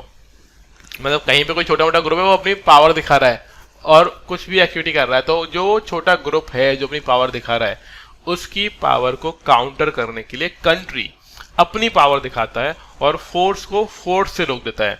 यानी जो बल दिखा रहे थे वो छोटे मोटे लोग, उनको अपनी कंट्री की पावर से रोक देता है। तो उसे हम लोग क्या बोलते हैं कि वहां पे क्या इंप्लीमेंट कर दिया गया है, मार्शल लॉ। क्लियर, समझ में आ रहा है? कथा कहानी जैसा तो नहीं लग रहा है ना? आपको नींद भगाने के लिए यहाँ पे एक काम करते रहना है। जो भी वर्ड्स आपको नए लगते हो या फिर जो भी वर्ड्स ऐसे लगते हो जो डिफिकल्ट है, जिनका मीनिंग आपको नहीं मालूम, उनको लिखते चलो। मैं पूरा सेंटेंस लिखने के लिए नहीं बोल रहा, आप पर्टिकुलर वर्ड्स लिखते चलो। जैसे मैंने बोला इंसर्जेंसी, ठीक है, मैंने बोला इन्वेजन, तो यहाँ पे मैंने बोल दिया इन्वेजन का मतलब होता है अटैक होता है, इंसर्जेंसी यानी घुसपैठ होता है। भले ही आपको नहीं समझ में आया, नहीं मालूम पड़ा, तो आप उस वर्ड को लिख लो। थोड़ी देर बाद जब क्लास हो जाए या फिर ड्यूरिंग द क्लास, जब भी आपको टाइम मिले, मौका मिले, जब मैं पीछे प्रवचन देने लग जाता हूँ, उस टाइम में आप इनका मीनिंग ढूंढ लो। और करना क्या है मीनिंग, अगर आप बुक लेके बैठे हुए हो, अगर बुक है तो अच्छी बात है, बुक नहीं है तो करना क्या है, या तो कॉपी में लिख लो, और अगर बुक है आपके पास तो पेंसिल लो, और इसका मालूम पड़ा इंसर्जेंसी का मीनिंग नहीं मालूम तो ऐसे लाइन बनाओ और वहां पे पेंसिल से लिख लो। इंसर्जेंसी का मीनिंग होता है घुसपैठ, ठीक है, हिंदी के अंदर लिख लो जिससे आपको प्रॉपर मालूम पड़ जाए। अगर इंग्लिश टू इंग्लिश लिखते हो बहुत अच्छी बात है, नहीं तो आप हिंदी में समझने के लिए लिख सकते हो कि इंसर्जेंसी का मीनिंग क्या होता है, रिबेलियन का मीनिंग क्या होता है, विद्रोह होता है, आउटरीच हम लोग लिख सकते हैं इसको, ठीक है। इन्वेजन का मीनिंग होता है अटैक होता है, अटैक यानी किसी ने बाहर से हमला कर दिया। तो इस तरीके से कर सकते हो जो बुक लेके बैठे हुए हैं। और जो बुक लेके नहीं बैठे हुए हैं उनको क्या करना है, उनको डालना है कि जो भी चैप्टर का नेम है, मान लो चैप्टर नंबर 7 है, तो चैप्टर नंबर 7 के अंदर वो वर्ड लिखो, उसका मतलब लिखो, और नीचे लिख लेना पेज नंबर कि कौन से पेज पे वर्ड आया था। तो उससे आपको बेनिफिट क्या मिलेगा, जब भी कभी ये पेज पढ़ रहे होगे तो उस केस में आपको वो मीनिंग नहीं आएगी फिर से, तो दोबारा डिक्शनरी नहीं देखनी है, फटाफट अपने देखा वो कि हमने इसका मीनिंग क्या निकाला था। इस तरीके से आपको याद भी हो जाएगी चीज़ें, और अभी पढ़ते टाइम नींद भी नहीं आएगी, क्योंकि जब हमारी बॉडी एक्टिव नहीं होती ना, हम लोग कुछ कर नहीं रहे होते हैं। क्योंकि देखो, ना तो अभी आप बोल रहे हो, ना ही अपने बॉडी पार्ट को मतलब हिला डुला रहे हो, ना ही एनर्जी कंज्यूम कर रहे हो, तो नींद आ जाती है। लेकिन लगातार बोलोगे, सुनोगे, लिखोगे ना, कुछ करोगे, तो नींद नहीं आएगी। ये भी एक चीज़ है। जैसे मैंने बताया था ना, नींद आने का कारण क्या होता है, क्योंकि हमारी जो हार्ट रेट होती है ना नॉर्मल हो जाती है, बिल्कुल चिल। जब भी वो हाई हो जाएगी ना, एक्साइटेड हो जाएंगे हम लोग, तो नींद नहीं आएगी। तो वही करना है आप लोगों को, सोना नहीं है। आगे देखिए, during the operation of martial law, जब भी कहीं पे मार्शल लॉ इंप्लीमेंट हो रखा है, the military authorities are vested with abnormal powers. उस केस में होगा ये कि जो मिलिट्री ग्रुप है ना, उसके पास अब नॉर्मल पावर आ सकती है, यानी एक्स्ट्रा पावर आ सकती है, और ये कोई सा भी स्टेप ले सकते हैं। जैसे मान लो, वैसे मिलिट्री को नॉर्मल केस में गोली मारने का राइट नहीं है किसी को भी, मतलब किसी सिविलियन को गोली मारने का राइट नहीं है जो अपनी कंट्री के अंदर में है। लेकिन कहीं पर मिलिट्री लॉ लगा हुआ है और सामने वाला हाथ में मान लो कि पेट्रोल बम लेके आ रहा है, तो उस केस में इनको राइट है कि चाहे वो पेट्रोल बम फेंके ना फेंके, अगर इनको लग भी रहा है कि उसके पास बॉम्ब वगैरह है, तो ये गोली मार सकते हैं उस केस में, ठीक है। तो इसी को बोला गया है कि नेसेसरी स्टेप्स ले सकते हैं They impose restrictions, regulations on the right of the civilian, can punish the civilian and even condemn them to death. मतलब punishment भी दे सकते हैं और death भी, मतलब मार भी सकते हैं उसको. The Supreme Court held that the declaration of martial law does not ipso facto का मीनिंग समझिएगा आप क्या होता है. एक बार गूगल कर लीजिएगा आप लोग बाद में, तब मेरे को बताना कि इप्सो फैक्टो का मतलब क्या था. Result in the suspension of the rate of habeas corpus. जब भी कहीं पर हैबियस कॉर्पस, मतलब क्या था हैबियस कॉर्पस का मतलब कि किसी को प्रेजेंट करो, किसी को बॉडी समेत लेके आओ. लेकिन कहीं पर अगर मार्शल लॉ लगा हुआ है उस केस में हैबियस कॉर्पस काम नहीं करेगा. हमने पढ़ा भी था हैबियस कॉर्पस कब काम नहीं करेगा. तो हैबियस कॉर्पस तब काम बिल्कुल नहीं करेगा जब कहीं पे मार्शल लॉ लगा हुआ है. हैबियस कॉर्पस क्या था कि किसी को डिटेन कर दिया गया है, किसी को पुलिस उठा ले गई है, उस केस में उसको कोर्ट के सामने पेश नहीं किया गया है अभी, तो वो चलेगा कब तक, जब तक कि मार्शल लॉ वहाँ पर है. नो डाउट जब मार्शल लॉ खत्म होगा तो उसके बाद तो हैबियस कॉर्पस काम कर सकता है, लेकिन जब तक नहीं है तब तक क्या हो रहेगा, सस्पेंड रहेगा. कौन सी डेट सस्पेंड रहेगी, हैबियस कॉर्पस वाली. The declaration of martial law under Article 34 is different from the declaration of national emergency. तो ये तो हम लोग जानते ही हैं कि नेशनल इमरजेंसी आर्टिकल 352 के थ्रू आती है, 352, 356 और 360 के अंदर, जबकि नेशनल इमरजेंसी के अलावा जो मार्शल लॉ है वो आर्टिकल 34 में दिया गया है. तो यहाँ पे क्या डिफरेंसेस हैं वो नीचे पढ़ेंगे हम लोग. 2 डिफरेंसेस हैं.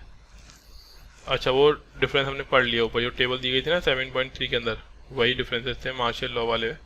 वो इसमें लिखा हुआ है कि टेबल नीचे, तो कुछ ऊपर नीचे हो गया इसका. जो ऊपर पढ़े थे ना अभी हम लोगों ने डिफरेंसेस, वो डिफरेंसेस की बात कर रही है. अगला है अफेक्टिंग सर्टेन फंडामेंटल राइट्स. कौन कौन से फंडामेंटल राइट अफेक्टेड होंगे तो देख लेते हैं हम लोग.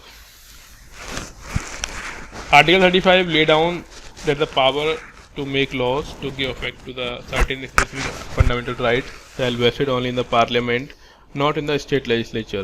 तो बताया जा रहा है कि 35 के थ्रू कुछ ऐसी पावर्स हैं जो सिर्फ और सिर्फ किसके पास होती हैं, पार्लियामेंट के पास होती हैं, स्टेट लेजिस्लेचर के पास नहीं होगी. यानी कुछ पॉइंट के रिगार्डिंग या कुछ मुद्दों के रिगार्डिंग जो रूल बनाने का राइट होगा वो पार्लियामेंट को होगा, स्टेट लेजिस्लेचर को नहीं होगा. कैसे वो समझ रहे हैं हम लोग. This provision ensure that there is a uniformity throughout the India. और ऐसा इसलिए है कि पूरी कंट्री के लिए चीज़ें इक्वल रहें, एक जैसी रहें फंडामेंटल राइट. इसीलिए कौन इम्पोज कर रहा है इन चीज़ों को, पार्लियामेंट. क्योंकि अगर स्टेट गवर्नमेंट कोई चीज़ बनाता है तो वो स्टेट टू स्टेट क्या हो सकती है, वेरी कर सकती है. अलग अलग स्टेट के लिए अलग अलग फीचर्स हो सकते हैं. तो ये बोलना चाह रहा है कि अलग अलग स्टेट के लिए फीचर्स नहीं होंगे, ये पूरी कंट्री के लिए क्या होंगे, कॉमन होंगे. और अगर इसमें कोई हेर फेर होता है, इन्फ्रिंजमेंट होता है, ठीक है, तो कौन देखेगा, पार्लियामेंट देखेगी. तो देखिए इसमें with regard to the nature of those fundamental right and punishment for their infringement. तो नेचर क्या है फंडामेंटल राइट का वो भी कौन डिसाइड करेगा, पार्लियामेंट.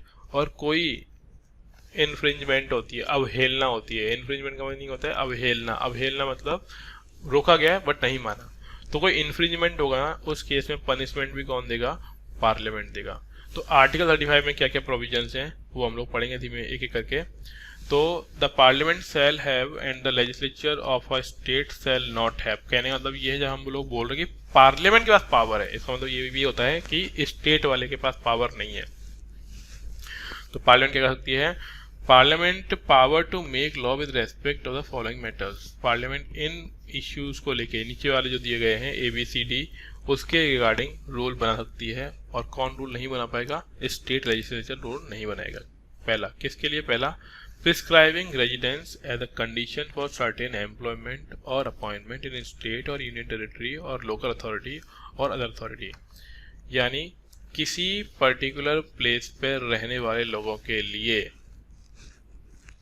या फिर रहने की कंडीशन इम्प्लीमेंट की जा सकती है गवर्नमेंट जॉब्स के लिए, ठीक है, लोकल अथॉरिटी में जॉब के लिए या फिर यूनियन टेरिटरी की जॉब के लिए. यानी किसी भी तरह की गवर्नमेंट जॉब के लिए वो इंडियन रेजिडेंस हो ऐसा रूल बना सकती है, या तो इंडियन हो, किसी पर्टिकुलर एरिया का रहने वाला हो. ये रूल बनाने का राइट किसको होगा, पार्लियामेंट को होगा. किसको नहीं होगा, स्टेट लेजिस्लेचर को वाला राइट नहीं होगा. जबकि हमने यहाँ पे फंडामेंटल राइट स्टार्टिंग में याद करो, फंडामेंटल राइट में हम लोगों ने पढ़ा था डिस्क्रिमिनेशन नहीं कर सकती है, ठीक है, क्योंकि फंडामेंटल राइट है ना एम्प्लॉयमेंट वगैरह में। लेकिन फिर हमने आगे ये भी पढ़ा था कि डिस्क्रिमिनेशन कब किया जा सकता है, जब पार्लियामेंट कोई लॉ ही बना दे, तो लॉ बना सकती है पार्लियामेंट। तो यहाँ पे बोला हुआ है, जो आर्टिकल 6 ने बोला था उसको ये काउंटर कर रहा है। अगला है empowering courts other than the supreme court and the high court to issue direction order and writ of all kind for the enforcement of fundamental rights. अगली चीज क्या है, ये एम्पावर यानी पावर देता है कोर्ट्स को। कौन से कोर्ट्स को? हाई कोर्ट और सुप्रीम कोर्ट के अलावा बाकी कोर्ट्स को, कि भैया आप किसी पर्टिकुलर कंडीशंस में रिट जारी कर सकते हो। इसका मतलब क्या हो गया, जो रिट जारी करने की पावर पहले सुप्रीम कोर्ट और हाई कोर्ट को थी, वो पावर किसी और को भी दी जा सकती है, बट देगा कौन? पार्लियामेंट। कौन देगा ये पावर? पार्लियामेंट दे सकता है रूल बनाकर। ये भी मतलब ये चीज अब होता है ना कि जो आपने नॉर्मल पढ़ लिया, अब नॉर्मल से अलग क्या है, तो नॉर्मल से अलग ये चीज है। थर्ड चीज, रिस्ट्रिक्टिंग और abrogating the application of fundamental right to member of arm forces, police forces etc। साथ ही साथ पार्लियामेंट ये भी रूल बना सकता है कि जो आर्म फोर्सेस के लोग हैं और जो पुलिस फोर्स के लोग हैं उसको सारे के सारे फंडामेंटल राइट नहीं मिलेंगे। यानी जैसे कि एक राइट है राइट टू इंफॉर्मेशन और राइट टू एक्सप्रेशन। एक्सप्रेशन मतलब जो आपको लग रहा है आप दूसरों को बता सकते हो, एक्सप्रेस कर सकते हो। तो ये एक्सप्रेस करने वाली पावर है ना, पुलिस फोर्स और आर्म फोर्सेस वाले लोगों को नहीं होगी, क्योंकि इनके पास क्या होता है, मान लो पुलिस फोर्स को मालूम है पीएम का जो कॉन्वे है, जो पीएम कहाँ से गुजरने वाले हैं, तो ऐसा नहीं कि सब दुनिया को बता देगा कि पीएम कहाँ से गुजरेंगे। तो उस केस में क्या होगा, पीएम की सेफ्टी और सिक्योरिटी क्या है, कॉम्प्रोमाइज हो सकती है। दैट्स वाई आर्म फोर्सेस के लोगों को और पुलिस फोर्स के लोगों को सारे फंडामेंटल राइट मतलब वो इंजॉय नहीं कर सकते उस चीज़ को, इंजॉय मतलब यूज़ नहीं कर सकते हैं, क्योंकि कुछ चीज़ें क्या है कंट्री की यूनिटी से जुड़ी हुई है। अगला है indemnify any government servant or any other person for any act done during the operation of martial law in any area। इसके साथ साथ किसी भी गवर्नमेंट सर्वेंट और किसी भी अदर पर्सन के लिए ये भी है कि जब मार्शल लॉ कहीं पे इम्पोज हो रखा है तो कुछ चीज़ें हैं जो नहीं करेगा वो, ठीक है। वो हम लोग समझ चुके हैं कौन कौन से काम नहीं कर सकते। मार्शल लॉ लगा हुआ है, मार्शल लॉ लगा हुआ है मतलब वो बोल रहा है कि ग्रुप मत बनाओ, एक साथ मिलजुल कर ऐसा नहीं करो। तो उस टाइम में ऐसा नहीं कि आपको लग रहा है कि लाओ हमारे पास तो पावर है असेंबली फॉर्म करने की, आओ असेंबली बनाते हैं, मीटिंग करते हैं, भीड़ बुलाते हैं, नहीं, क्योंकि तब क्या है वो चीज़ मना कर दी गई है। ये हो गया पहला। दूसरा है पार्लियामेंट्री सेल है। पार्लियामेंट के पास और क्या है, पार्लियामेंट्री सेल है power to make law for prescribing punishment for those acts that declare to be offenses under the fundamental right। साथ ही साथ वो उनके लिए पनिशमेंट डिसाइड कर सकती है उन सारे कामों के लिए जो फंडामेंटल राइट के अंडर में क्या माने जाते हैं, ऑफेंस माने जाते हैं, अपराध माने जाते हैं। अब कौन कौन से फंडामेंटल राइट हैं, तो देखो अनटचेबिलिटी है, बोला हुआ है फंडामेंटल राइट है कि अबॉलिशन ऑफ अनटचेबिलिटी, कोई भी अनटचेबल वाला बिहेवियर नहीं करेगा। मान लो तब भी कोई कर रहा है तो उसके लिए ये पनिशमेंट डिसाइड कर सकती है कि इसके लिए क्या करना चाहिए। दूसरा है ट्रैफिकिंग ऑफ ह्यूमन बीइंग, या फिर जो हमने पढ़ा था कि चिल्ड्रन एंड वुमेन को फोर्स लेबर नहीं करवाना है, ट्रैफिकिंग नहीं करनी है, तब भी कोई नहीं मान रहा, तो तब भी उसके लिए क्या किस तरह की पनिशमेंट होनी चाहिए, कौन डिसाइड करेगा, पार्लियामेंट। अब ऐसा नहीं है कि हर बार डिसाइड करेगा, बस एक बार डिसाइड कर दिया फिर दोबारा कभी लग रहा है कि यार कुछ बड़ा काम हुआ है तो फिर दोबारा से उसको चेंज कर सकता है, लेकिन जब तक चेंज नहीं करेगा तब तक पुराना वाला डिसीजन माना जाएगा। Further the parliament shall have the commencement of the constitution make law for prescribing punishment for the above act, thus making it obligatory on the part of the parliament to enact such laws। तो again वही है कि punishment decide कर सकता है और लग रहा है कि नहीं कुछ चेंजेस करने की रिक्वायरमेंट है तो चेंजेस भी कौन करेगा, पार्लियामेंट। क्योंकि लॉज बनाना, उनको चेंज करना, पनिशमेंट डिसाइड करना, ये सारी की सारी पावर किसके पास होती है, पार्लियामेंट के पास होती है। जुडिशरी क्या करता है, जुडिशरी जो पार्लियामेंट ने लॉ बना रखे हैं पहले से ही, जो रूल्स और रेगुलेशन बना रखे हैं, उनके वायलेशन होने पर कितनी पनिशमेंट और कितनी क्वांटिटी में उसको पनिशमेंट देनी है, ये कौन डिसाइड करता है, कोर्ट डिसाइड करता है। तो दो काम अपने अलग अलग हो गए, कोर्ट का अलग काम हो गया और पार्लियामेंट का अपना काम अलग हो गया। पार्लियामेंट रूल बनाती है और कोर्ट उसको डिस्प्यूट होने पर जजमेंट देती है। दो चीजें हो गई। तीसरा देखो, any law in force at commencement of the constitution with respect to any of the matter is specified up to the continue in force until altered और रिपील और अमेंड बाय द पार्लियामेंट। इसका मतलब क्या होता है कि constitution के अंदर कोई भी बात जो बोली गई है या फिर कोई भी मैटर है उसके रिगार्डिंग अगर कोई रूल या लॉ बनाया गया है पार्लियामेंट के थ्रू, तो तब तक इम्प्लीमेंट रहेगा जब तक कि उसे या तो रिपील नहीं किया जा सकता है, मतलब रिपील यानी खत्म कर देना, या फिर अमेंड कर देना। ठीक है, अमेंड यानी चेंज कर देना। तो चेंज करने की पावर, रिपील करने की पावर, अल्टर यानी बदलना, ये सब कुछ पावर सिर्फ और सिर्फ किसके पास हो सकती है? पार्लियामेंट के पास ही होंगी, बाकी और किसी के पास नहीं होगी।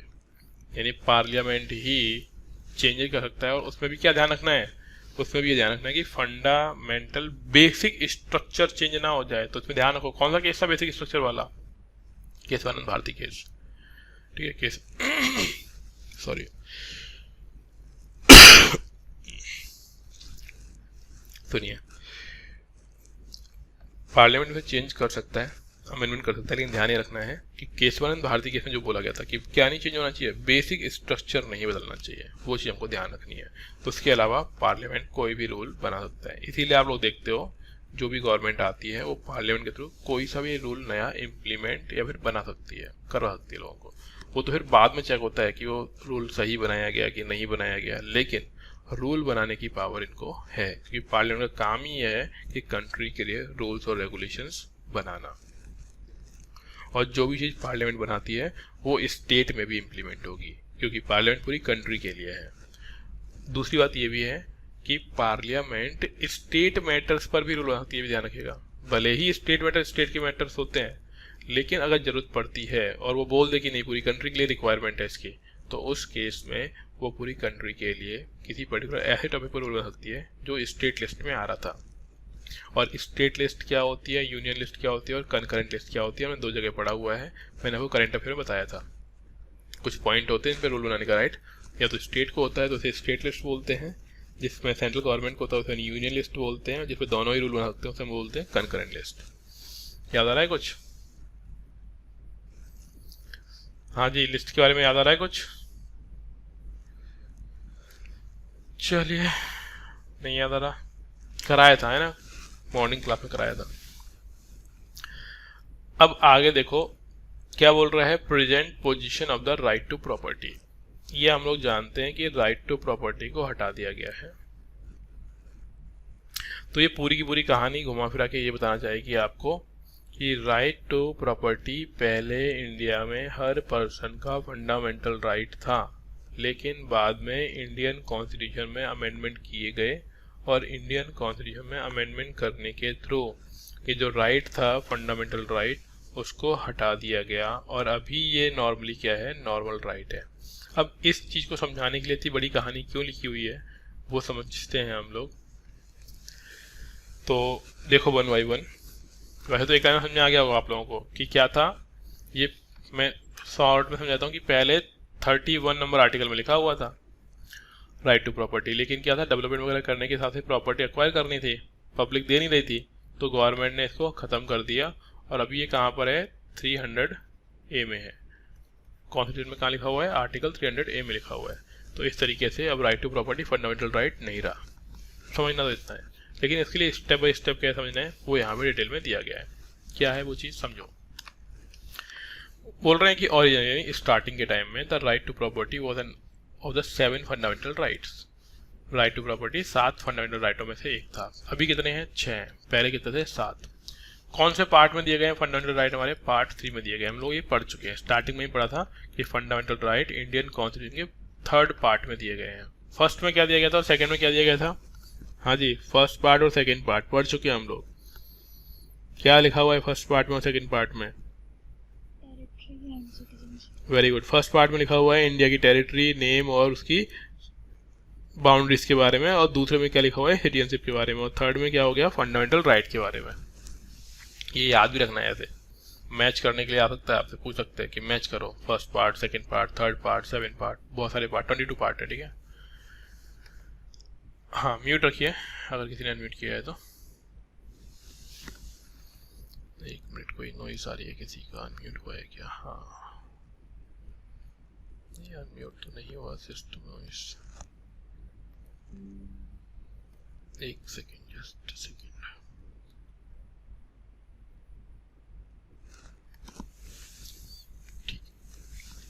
देखिए अभी तो राइट टू प्रॉपर्टी हमको मालूम पड़ गया कि पार्ट नंबर 3 में दिया हुआ था। अब इसमें जो फंडामेंटल राइट्स थे जो भी, तो कॉन्स्टिट्यूशन में जो डील किया गया है, तो ये आर्टिकल कहाँ कहाँ दिया गया था प्रॉपर्टी के बारे में, तो 19(1)(f) में लिखा हुआ था, 31 आर्टिकल में लिखा हुआ था। अब ये कहाँ पे क्या चीज लिखी हुई थी वो समझेंगे हम लोग। तो 19(1)(f) मतलब 19 क्लॉज 1 सब क्लॉज f, ऐसे इस तरीके से बोलते हैं। तो 19 के पार्ट 1 के f वाले भाग में ये लिखा हुआ था, क्या लिखा हुआ था, guaranteed to every citizen the right to acquire, hold, dispose of property, यानी वो होल्ड कर सकता है, अर्जित कर सकता है, ठीक है, और डिस्पोज कर सकता है अपनी प्रॉपर्टी को। ये तो लिखा हुआ था 19(1)(f) के अंदर। दूसरा आर्टिकल 31 में क्या लिखा हुआ था, on the other hand article 31 guaranteed to every person whether citizen और नॉन सिटीजन, चाहे वो सिटीजन हो या नॉन सिटीजन हो, right against deprivation of his property, it provide no person shall be deprived of his property except by the authority of law. इसका मतलब ये था कि किसी भी इंसान को उसकी प्रॉपर्टी से वंचित नहीं किया जाएगा। वंचित यानी उसकी प्रॉपर्टी ले नहीं सकते हैं, लेंगे तो लॉ बना के लेंगे, तो ये रूल बनाना पड़ेगा उसको, बाकी किसी और तरीके से उसकी प्रॉपर्टी नहीं ले सकते हैं। It empowered the state to acquire और requisition of property of person on 2 conditions. इसमें जो बोला है ना कि अकॉर्डिंग टू लॉ, इसका मतलब ये था कि अगर स्टेट यानी राज्य को या देश को किसी की प्रॉपर्टी लेनी है तो सिर्फ 2 कारण होने चाहिए। पहला, it should be for public purpose, लोगों की भलाई के लिए होना चाहिए। It should provide for payment of compensation amount of the owner, और इसमें ये बोला गया था कि जब प्रॉपर्टी ली जाएगी तो उसको कंपनसेशन दिया जाएगा। अब यहाँ पे क्या दिक्कत है, दिक्कत ये है कि पब्लिक पर्पस होता क्या है। पहली चीज तो किसी को हम लोग पब्लिक पर्पस मानेंगे, भले हमको खूब मालूम है, लेकिन लिखा कहाँ है। जब भी कानून में चीजें फंसती हैं, जो कोर्ट में फंसती हैं, तो क्या बोला जाता है कि कहाँ पे मेंशन्ड है, क्लियरली कहाँ मेंशन्ड है कि पब्लिक पर्पस क्या होता है। पहली बात तो ये मेंशन नहीं थी। दूसरा, लिखा हुआ है कंपनसेशन, कितना कंपनसेशन डिसाइड कैसे होगा। मान लो आपकी प्रॉपर्टी है, कोई भी जगह है, तो उसका रेट कैसे डिसाइड होगा, किसी भी जगह का रेट कैसे डिसाइड होता है, जरा बताओ मेरे को। क्या किसी भी जगह का रेट कार्ड डिसाइडेड है कि ये जगह तो इतने की होगी? नहीं डिसाइड है, क्योंकि वो तो बेचने वाले के ऊपर डिपेंड करता है वो ये कितने का दे रहा है। मान लो किसी ने, अब मान लो किसी की बहुत अच्छी जगह पे प्रॉपर्टी है ना, और उसने बोल दिया कि इसी जगह है गोल्ड, तो अब उसकी तो वैल्यू बढ़ गई ना। कोई 1 करोड़ दे रहा है, 2 करोड़, 3 करोड़, 10 करोड़, 20 करोड़, भले ही प्रॉपर्टी 20 लाख की ही हो, लेकिन उसकी वैल्यू तो कितनी हो गई, 10 करोड़ तक हो गई। और दूसरी बात ये भी हो सकती है कि जिस प्रॉपर्टी को कोई बेचना ही नहीं चाहे, उसको तो लग रहा है भले 10 करोड़ ही क्यों ना दे दो, मैं तो बेचूंगा नहीं, क्योंकि मेरे सेंटीमेंट जुड़े हुए हैं। गवर्नमेंट ने यहाँ पे बोला कि कंपनसेशन मिलेगा।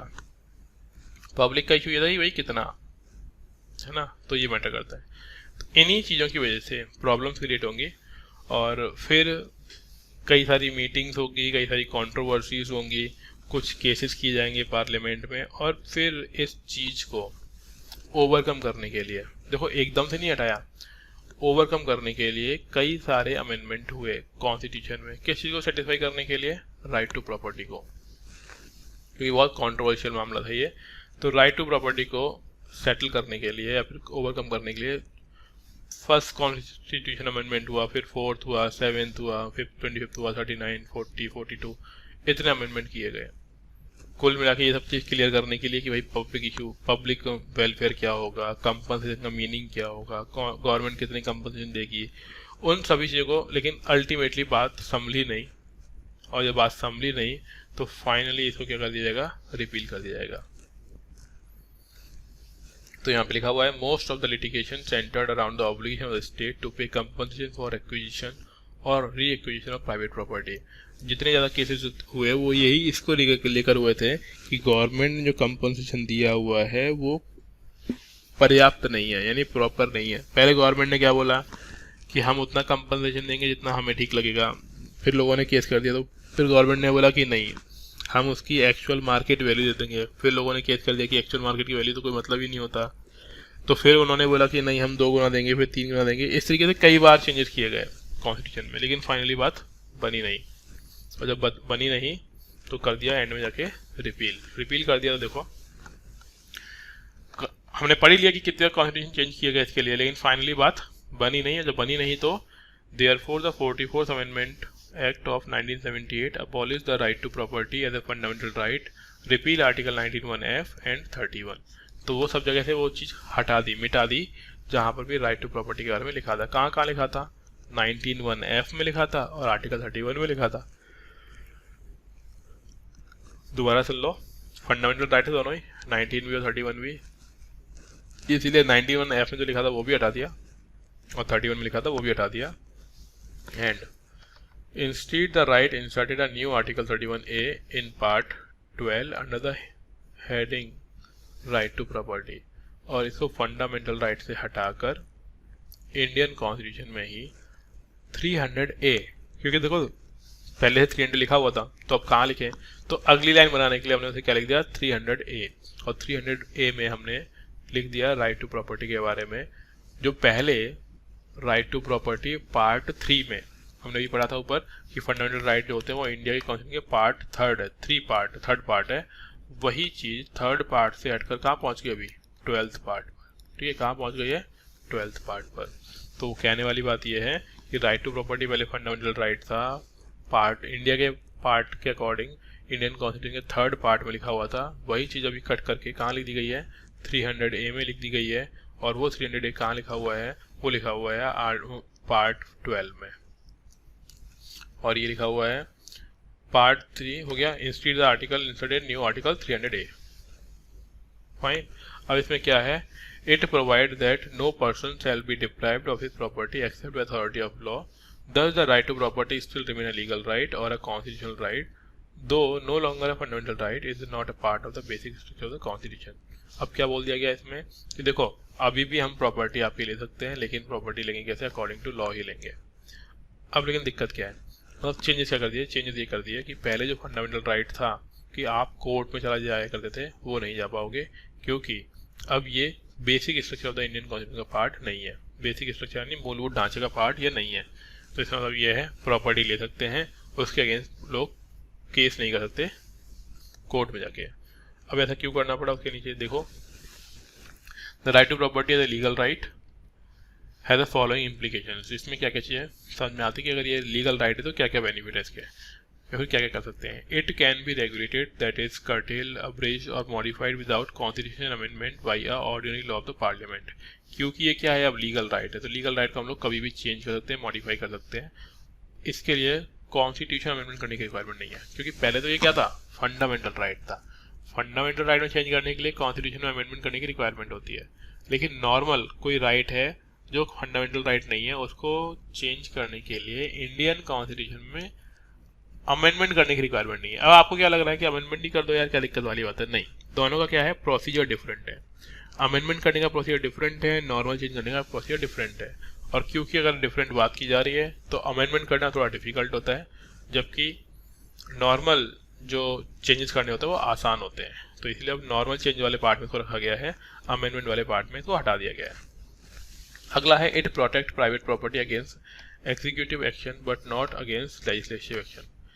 अब इसका मतलब क्या हुआ? क्योंकि देखो कॉन्स्टिट्यूशन में तो लिखा हुआ है, तो एग्जीक्यूटिव जो लॉ फॉलो करवाते हैं ना, वो लोग तो आपकी प्रॉपर्टी नहीं छीन सकते हैं, लेकिन लेजिस्लेटिव जो रूल बनाती है वो आपकी प्रॉपर्टी ले सकती है। कहने का मतलब ये हो गया, सिंपल सी बात है कि पुलिस कल को आएगी तो वो आपकी प्रॉपर्टी नहीं हड़प सकती, लेकिन कल को नियम बना दिया गया कि यहाँ पे ब्रिज बन रहा है और आपको अपनी प्रॉपर्टी देनी पड़ेगी, तो वहाँ पे वो प्रॉपर्टी देनी पड़ेगी।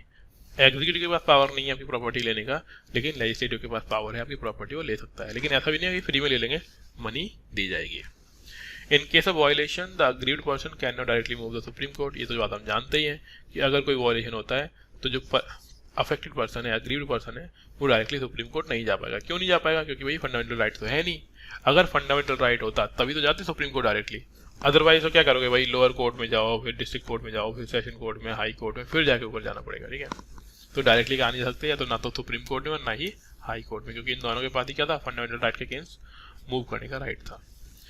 अगली चीज क्या है? No guaranteed right to compensation in case of acquisition और requisition of the private property by the state. जैसे कि मैंने बोला कि गवर्नमेंट रुपए दे देगी मतलब उसकी मर्जी है, कोई गारंटी नहीं है। और ये टर्म इसलिए लिखना पड़ा क्योंकि कल को हो सकता है कि भैया पर्सन तो बोले कि मेरे को तो भैया 1 करोड़ रुपए चाहिए, भले ही प्रॉपर्टी 1 लाख रुपए की है, तो उस केस में कोई गारंटी नहीं है। स्टेट का जो मन करेगा ना उतनी वो मनी देगी। वो भले ही स्टेट आपको सफिशिएंट अमाउंट ऑफ मनी दे देगी, वो स्टेट की भलमनसाहत है, लेकिन कोई भी इंसान ऐसे गारंटी या क्लेम नहीं कर सकता कि मेरे को तो इतना रुपया मिलना चाहिए। ये चीज़ आपको ध्यान रखनी है। जब भी गवर्नमेंट एक्वायर करती है तो उस केस में गवर्नमेंट डिसाइड करेगी क्या रेट देना है, और जो चीज़ गवर्नमेंट डिसाइड करती है वो फाइनल है, उसके अगेंस्ट कोई केस नहीं करेगा। ये बात बोली गई है। Though the fundamental right of property under Part 3 has been abolished, the Part 3 still carries two provisions which provide for the guaranteed right to compensation in case of acquisition or reacquisition of private property by the state। अब ये बोलना चाह रहे हैं कि भले ही Part 3 से को हटा दिया गया है, लेकिन तब भी हर किसी को ये राइट है कि उसको क्या मिलना चाहिए, कंपनसेशन मिलना चाहिए। तो जैसे मैंने बताया कि कंपनसेशन देना नहीं देना गवर्नमेंट के हाथ में है, लेकिन तब भी गवर्नमेंट दे देती है। क्यों दे देती है, तो इसके लिए यहाँ पे बोलना चाह रहा है कि ये चीज़ें कुछ लिखी हुई है इंडियन कॉन्स्टिट्यूशन में, जिसकी वजह से इनको मिलेगा। क्या है, पहला किन लोगों को देना जरूरी है, when state acquires property of minority community, या फिर माइनॉरिटी का एजुकेशन इंस्टीट्यूशन है तो उसके में वो उनको अमाउंट देगी। मतलब किसी पारसी लोगों का स्कूल था और वहाँ पे ब्रिज बनाना है तो उन्होंने स्कूल तोड़ दिया, तो उस केस में क्या है, वो मनी देगी कि वही दूसरे का स्कूल बना लेना अपना। When the state acquires the land held by person under his personal cultivation and the land is within the statutory ceiling। अगर मान लो किसी खेती की ज़मीन है, ठीक है, या फिर किसी की स्टैच्यूटरी ज़मीन है, मतलब पुराने टाइम से वो यूज़ कर रहा था, उसको अगर गवर्नमेंट लेती है तो वो कंपनसेशन देगी। अब फिर वही चीज़ आ गई कि इसमें क्या क्या चीज़ें चेंजेस किए गए। तो देखो, first provision was added by the 44th amendment act 1978। Second provision, जो पहला वाला प्रोविजन है ना, ये ए, वो ऐड किया गया था 1978 के 44th अमेंडमेंट से। और जो दूसरा प्रोविजन है, the second provision was added by the 17th amendment act 1964।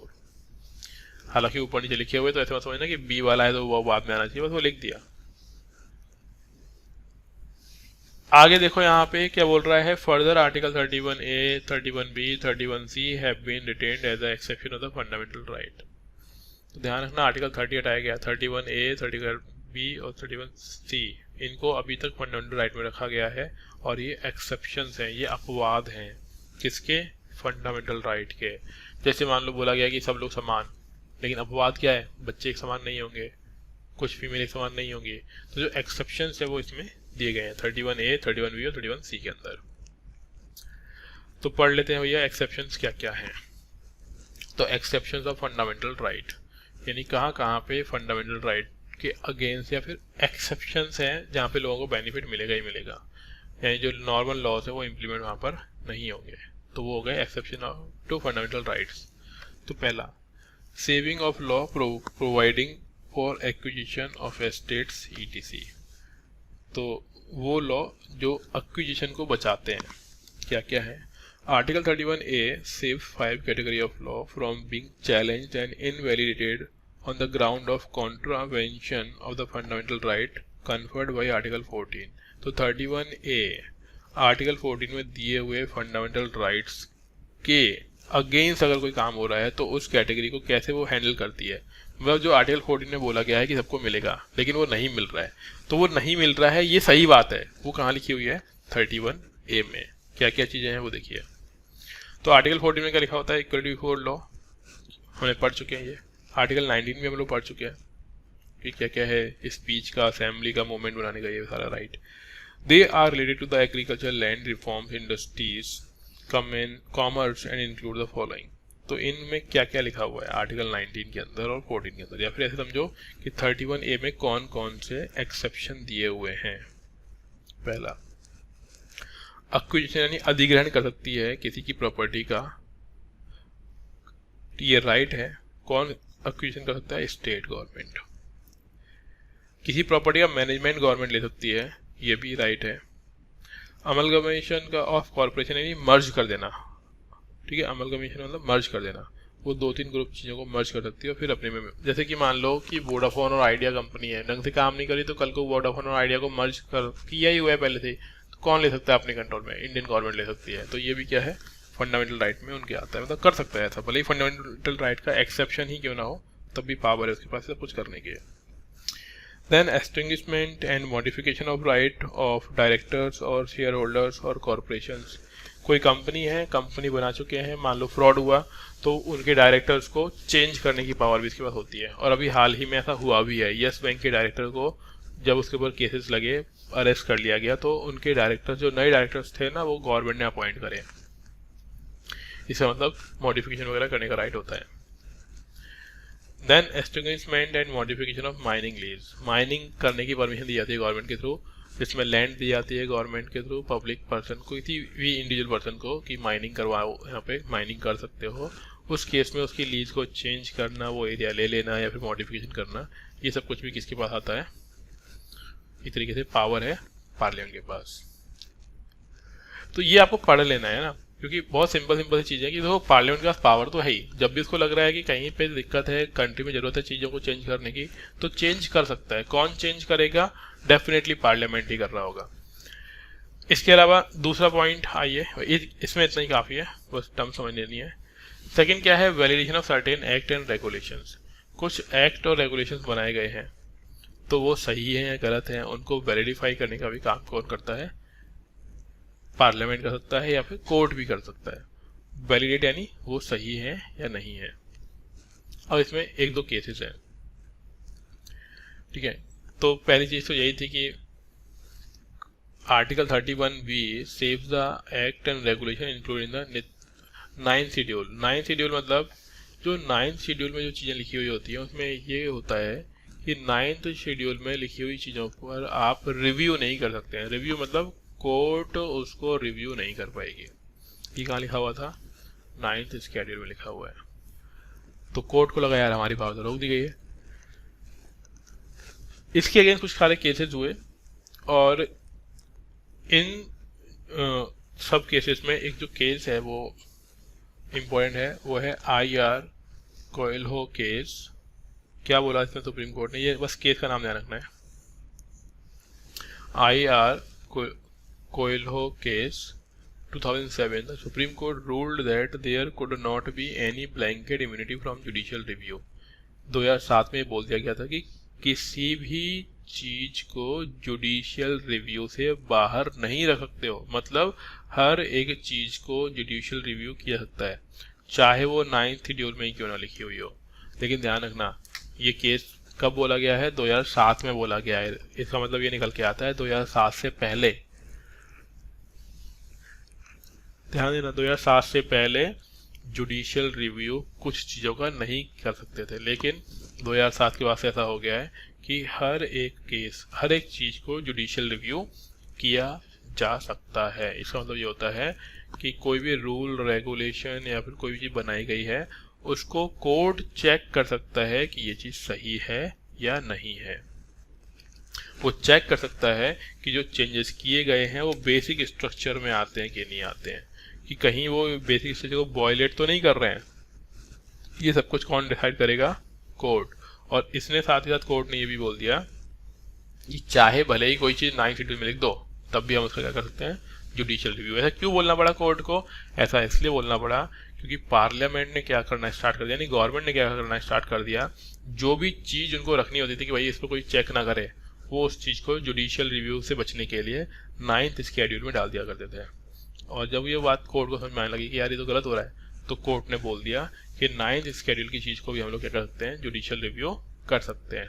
और मैंने भी थोड़ी देर पहले आपको बताया भी था कि भले ही कहीं पे लिखा हो कि जुडिशियल रिव्यू नहीं हो सकता है, कोर्ट इंटरफियर नहीं करेगा, लेकिन हर एक जगह पे कोर्ट इंटरफियर कर सकता है। और किसी भी चीज़ का, चाहे कोई ही रेगुलेशन बनाया गया हो, उसका जुडिशियल रिव्यू भी हो सकता है, बिल्कुल हो सकता है, ठीक है ना? कोई रोक टोक नहीं है इस चीज़ के लिए।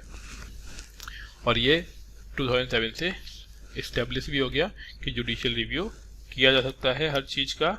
और साथ ही साथ ये भी ध्यान रखना, कौन सा केस था? एक सेकेंड, ये था IR कोएल्हो केस 2007। क्लियर? अब देखो 2007 में तो बोल दिया, लेकिन उससे पहले कब कब फाइट हुई, कहाँ कहाँ पे? तो उससे पहले वही है कि देखो यहाँ पे 24 अप्रैल 1973 में बोला गया कि वायलेशन होता है तो जुडिशियल रिव्यू नहीं हो सकता। इसके अलावा बोला गया कि कौन कौन से आर्टिकल बेसिक स्ट्रक्चर होंगे, तो आर्टिकल 14, 15, 19, 21, ये सब कुछ इसमें आता है, बेसिक स्ट्रक्चर में आते हैं। मतलब इन पर कोई चेंज होगा तो नहीं कर सकते। ये सब कुछ क्या है बेसिकली? ये सब कुछ ये है जब इनिशियल केसेस में किया गया था कि क्या क्या हो सकता है। बेसिक स्ट्रक्चर है कि नहीं है, कैसे हम लोग बेसिक स्ट्रक्चर मानेंगे। तो गवर्नमेंट पहले क्या करती है, वैसे स्पेसिफाई करती है कि चीज़ को कि ये नहीं होगा, ये नहीं होगा, ये नहीं होगा, कि इस पर कुछ रूल बनाएंगे तो जुडिशियल रिव्यू नहीं हो सकता है। लेकिन फाइनली कोर्ट ने बोला भाई कुछ भी कर लो, हम जुडिशियल रिव्यू कर सकते हैं। अगला एक जो कॉन्सेप्ट आया था बेसिक स्ट्रक्चर, वो कब आया था? 1973 में। कौन सा केस था? केशवानंद भारती केस। इसका मतलब क्या है, इससे पहले यानी 1973 से बेसिक स्ट्रक्चर जैसा कोई कॉन्सेप्ट ही नहीं था। जब बेसिक स्ट्रक्चर जैसा कोई कॉन्सेप्ट ही नहीं था तो उसका मतलब ये था कि कुछ भी चेंज कर सकते थे। कब तक? 1973 तक। लेकिन 1973 के बाद हो गया कि भैया बेसिक स्ट्रक्चर को छेड़छाड़ नहीं होगी। फिर आगे बोला चला कि 951 में क्या था और प्रेजेंट में कंडीशन क्या क्या है। बताना ही चला कि जब इंडियन कॉन्स्टिट्यूशन बना था ना, तब 9th शेड्यूल के अंदर सिर्फ 13 तरह की चीज़ें लिखी हुई थी, यानी 13 एक्ट थे कुल मिला के। लेकिन गवर्नमेंट ने हर चीज़ को जुडिशियल रिव्यू से बचाने के लिए 2016 तक इसमें कितनी बातें लिख दी? 282। और जब इतनी हरी बढ़ गई ना, यानी 13 से वो चीज़ 82 तक पहुंच गई हो, तो कोर्ट भी इतना पागल नहीं है। कोर्ट को भी लगा कि अच्छा ये हो रहा है, जुडिशियल रिव्यू से बचने के लिए कहाँ लिखी जा रही हैं चीज़ें? 9th शेड्यूल में लिखी जा रही हैं। तो उन्होंने बोल दिया कि 9th शेड्यूल में लिखी हुई चीज़ें भी रिव्यू की जा सकती हैं। और बेसिकली अगर सबसे पहले बात की जाए तो 9th शेड्यूल बनाई क्यों गई थी? Sorry, 9th schedule basically property से रिलेटेड सिस्टम को और जमींदारी सिस्टम को अबॉलिश करने के लिए बनाया गया था। ठीक है, सबसे पहले जमींदारी सिस्टम को ख़त्म करने के लिए और जो प्रॉपर्टी से रिलेटेड इश्यूज थे उनको एक तरीके से रेगुलराइज करने के लिए उनको 9th शेड्यूल में डाला गया था, जिससे कि उनको बाद में चेंजेस ना कर सके कोई भी। क्योंकि पहले क्या था, 9th शेड्यूल में कोई चीज़ है जुडिशियल रिव्यू नहीं होगा। जब जुडिशियल रिव्यू नहीं होगा तो चीज़ें बढ़ती गई। कहाँ बढ़ती गई? 9th शेड्यूल में। तो इसलिए थोड़ा नंबर ध्यान रखना हल्का फुल्का कि 13 थे पहले, या फिर 10 के आसपास थे, ऐसे समझ लो। नियरली आप ऐसे भी लिख सकते हो कि अगर आपको याद ही नहीं आ रहा है तो थोड़ा स्मार्ट वर्क करना। अगर आपको नंबर याद नहीं आ रहा तो लिखना, कैसे लिखना कि in starting there are only double digit acts in the 9th schedule. Double digit का मतलब क्या होता है? जो 2 अंकों की संख्या है, तो 13 2 अंकों की संख्या है तो डबल डिजिट बोल सकते हो आप। जब ये तब है जब याद ही ना आ रहा हो, तब अगर नंबर याद आ रहा है तो बहुत अच्छी बात है। तो पहले क्या था, सिर्फ 13 एक्ट थे जो इसमें थे, और धीमे धीमे बढ़ते बढ़ते कितने हो गए? 282 तक हो गए। और मोटिव यही था कि जुडिशियल रिव्यू नहीं हो पाए, इसलिए। अगला है saving of laws giving effect to certain directive principles. कई चीज़ों को क्या करते हैं, लॉ बना देते हैं और लॉ को ये बोल देते हैं कि भैया ये तो डायरेक्टिव प्रिंसिपल है। डायरेक्टिव प्रिंसिपल मतलब ये तो जरूरी है पब्लिक की भलाई के लिए। दोबारा सुन लो, किसी को भी डायरेक्टिव प्रिंसिपल मान लेने का मतलब क्या होता है कि ये पब्लिक के लोगों की भलाई के लिए जरूरी है। और ये सब चीज़ प्रोवाइड करना किसकी रिक्वायरमेंट, मतलब किसकी रिस्पॉन्सिबिलिटी होती है? डायरेक्टिव प्रिंसिपल हर किसी को मिल पाए, जिम्मेदारी किसकी है? स्टेट की है। देखिए article 31C inserted by the 25th amendment act of 1971। ये पहली बात तो ध्यान रखना कि 31 में तो क्या था, अभी हमने देखा राइट टू प्रॉपर्टी, ठीक है ना, था कि नहीं था? अब इसमें 31C जो है वो उसको कब जोड़ा गया था? 25th अमेंडमेंट एक्ट 1971 के थ्रू। क्या बोला गया इसमें? नो लॉ, प्रोविजन क्या क्या है? No law that seek implement the socialist directive principles specified in article 39 B and C। इसका मतलब ये होता है कि अगर कोई चीज़ जो फंडामेंटल राइट में लिखी गई है और वो किसी और जगह पे लिखी हुई है, तो कहीं और लिखी हुई चीज़ नल यानी ख़त्म मानी जाएगी अगर वो फंडामेंटल राइट के साथ क्या कर रही है? कॉन्ट्राडिक्शन कर रही है। इसका मतलब ये है कि फंडामेंटल राइट्स ही प्रभावी होंगे किसी दूसरे राइट्स पर। कोई चीज़ अगर फंडामेंटल राइट्स के अगेंस्ट जा रही है तो उस केस में जो राइट फंडामेंटल राइट के अगेंस्ट जा रहा है वो हट जाएगा, सिर्फ फंडामेंटल राइट बने रहेंगे। तो इसका मतलब ये है कि फंडामेंटल राइट्स ज़्यादा पावरफुल है as compare to other rights. ये चीज़ बताते हैं इसमें, ठीक है। अगला, no law containing a declaration that it is for giving effect to such policy shall be questioned in any court on the ground that it does not give effect to such a policy. दूसरी बात यह है, अगर कोई law बनाया गया है तो उसे इस बात पर कोर्ट में नहीं ले सकते कि उससे कोई परिवर्तन नहीं आएगा पॉलिसी में, या फिर उससे कुछ चेंजेस हो ही नहीं रहे। इसका मतलब ये है कि अगर कोई भी चीज़ या कोई भी लॉ बेसिक स्ट्रक्चर को एक तरीके से हार्म कर रहा है या फिर बदल सकता है, तो उस केस के अंदर वो चीज़ डेफिनेटली कहाँ जाएगी, कोर्ट में जाएगी, या फिर उसको नल या जीरो मान लिया जाएगा, जो चीज़ इंडियन कॉन्स्टिट्यूशन के बेसिक स्ट्रक्चर को कॉन्ट्राडिक्ट कर रही होगी। और इसी के रिगार्डिंग 2-3 केस हुए हैं, जो इसमें से एक केस बार बार आ ही रहा है, तो आपको ये रट ही लेना है। पहला हो गया केशवानंद भारती केस, ठीक है, और एक है मिनरवा मिल केस, जिसे हम लोग पढ़ेंगे, मिनरवा मिल केस 1980। ऐसे ही 2-3 केसेस और भी आएंगे, जैसे गोलकनाथ केस आएगा, मेनका गांधी केस आएगा, उनको भी ध्यान रखना है। तो अभी तो बस 2 ही ध्यान रखो। पहला हो गया केशवानंद भारती केस, जिसमें क्या बोला गया था, बेसिक स्ट्रक्चर का कॉन्सेप्ट दिया गया था, ठीक है। और दूसरा है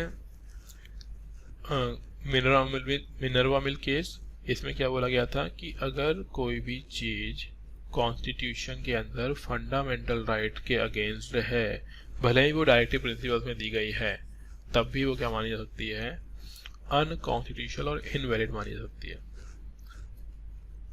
तो इस तरीके से कुछ चीज़ें बोली गई थी, यानी कुछ चीज़ें जो against the basic structure of fundamental right के अगेंस्ट हैं, उनको नल या इनवैलिड माना जाएगा। किसमें बोला गया, मिनरवा मिल केस 1980। तो बेसिकली हम ये समझ सकते हैं कि केशवानंद भारती केस और मिनरवा मिल केस आपस में एक दूसरे से हेल्प कर रहे हैं दूसरे की, ठीक है ना। बस अब अगला है क्रिटिसिज्म ऑफ फंडामेंटल राइट। अब इसमें हमें बस, जैसे मैंने बोला आपको कि लोग क्रिटिसाइज तो करेंगे ही करेंगे, तो वही एक क्रिटिसाइज है। क्या क्रिटिसाइज है, हम लोग वन में पढ़ेंगे। कि पहला बोलना चाह रहा है कि इसमें पूरा रीडिंग नहीं करेंगे, बस समझना, मैं हेडिंग बोलता हुआ जाऊंगा। तो पहला है एक्सेसिव लिमिटेशंस।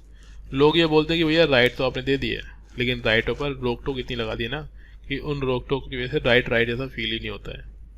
तो अगेन बोलने वाले लोग ऐसे ही हैं, आपको ये ध्यान रखना है कि भले ही ये बात बोली जा रही हो कि इसके ऊपर लिमिटेशंस हैं, लिमिटेशन भी ज़रूरी होती है, क्योंकि अगर लिमिटेशंस नहीं होंगी तो लोग अपने राइट्स को एंजॉय करने के चक्कर में दूसरों को लॉस कर रहे होंगे, ठीक है। तो ये हो गया पहला। इसकी थ्योरी पढ़ लेना, बहुत सिंपल सी है, मतलब ऐसा कुछ लिखने की जरूरत नहीं है, थ्योरी इसके अकॉर्डिंग आप समझ लो कि जैसे लिमिटेशन होना जरूरी है, जैसे अगर आपके ऊपर लिमिटेशन नहीं हो तो पता नहीं आप ही क्या कर दो, तो लिमिटेशन होना जरूरी है। और लिमिटेशन होने का मतलब ये नहीं है कि राइट नहीं है, राइट तो है, बट एक पर्टिकुलर लिमिटेशन तक है, जिससे कि दूसरों को हार्म ना हो, पहली चीज़। दूसरा है नो सोशल और इकोनॉमिक राइट, कि कोई भी सोशल और इकोनॉमिक राइट तो दिया ही नहीं है, ठीक है। तो सोशल और इकोनॉमिक राइट इसलिए नहीं दिए गए हैं क्योंकि हमारी कंट्री क्या है, डेमोक्रेटिक है। डेमोक्रेटिक का मतलब ये है कि अपने आप सोशल और इकोनॉमिक राइट तो मिल ही जाएंगे, ठीक है। अगर हम इस तरह के राइट देंगे सोशल इकोनॉमी, तो इससे हो सकता है कि हम लोग सोसाइटी जैसे चाइना और किसी दूसरी तरह की जैसे रशिया वगैरह है उस तरह की कंट्री बन जाए।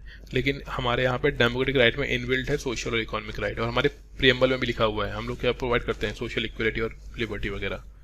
तो ये सब कुछ चीज़। अगला बोलते हैं कि भैया क्लैरिटी नहीं है, चीज़ें क्या है, बहुत वेग हैं, वेग मतलब धुंधली हैं, कि पता नहीं पब्लिक ऑर्डर क्या होता है, माइनॉरिटीज़ क्या होता है, तो ऐसा कुछ भी नहीं है, ठीक है। हर चीज़ को क्लैरिफाई किया गया है, लेकिन नो डाउट कुछ चीज़ें हैं जो थोड़ी सी वेग हैं, और इसीलिए बोला जाता है कि भाई जो लॉयर्स होते हैं ना वो इसका एक्सप्लेन करते हैं, लेकिन ऐसा भी नहीं है, चीज़ें लिखी हुई हैं और भले ही आम पब्लिक के समझने के लिए डिफ़िकल्ट हो सकती हैं, लेकिन वो चीज़ वहाँ पे मेंशन है और उसको समझा जा सकता है। और अगर कहीं पे समझने में दिक्कत आती है ना, तो कोर्ट उसको एक्सप्लेन करता है कि उसका मीनिंग क्या होगा।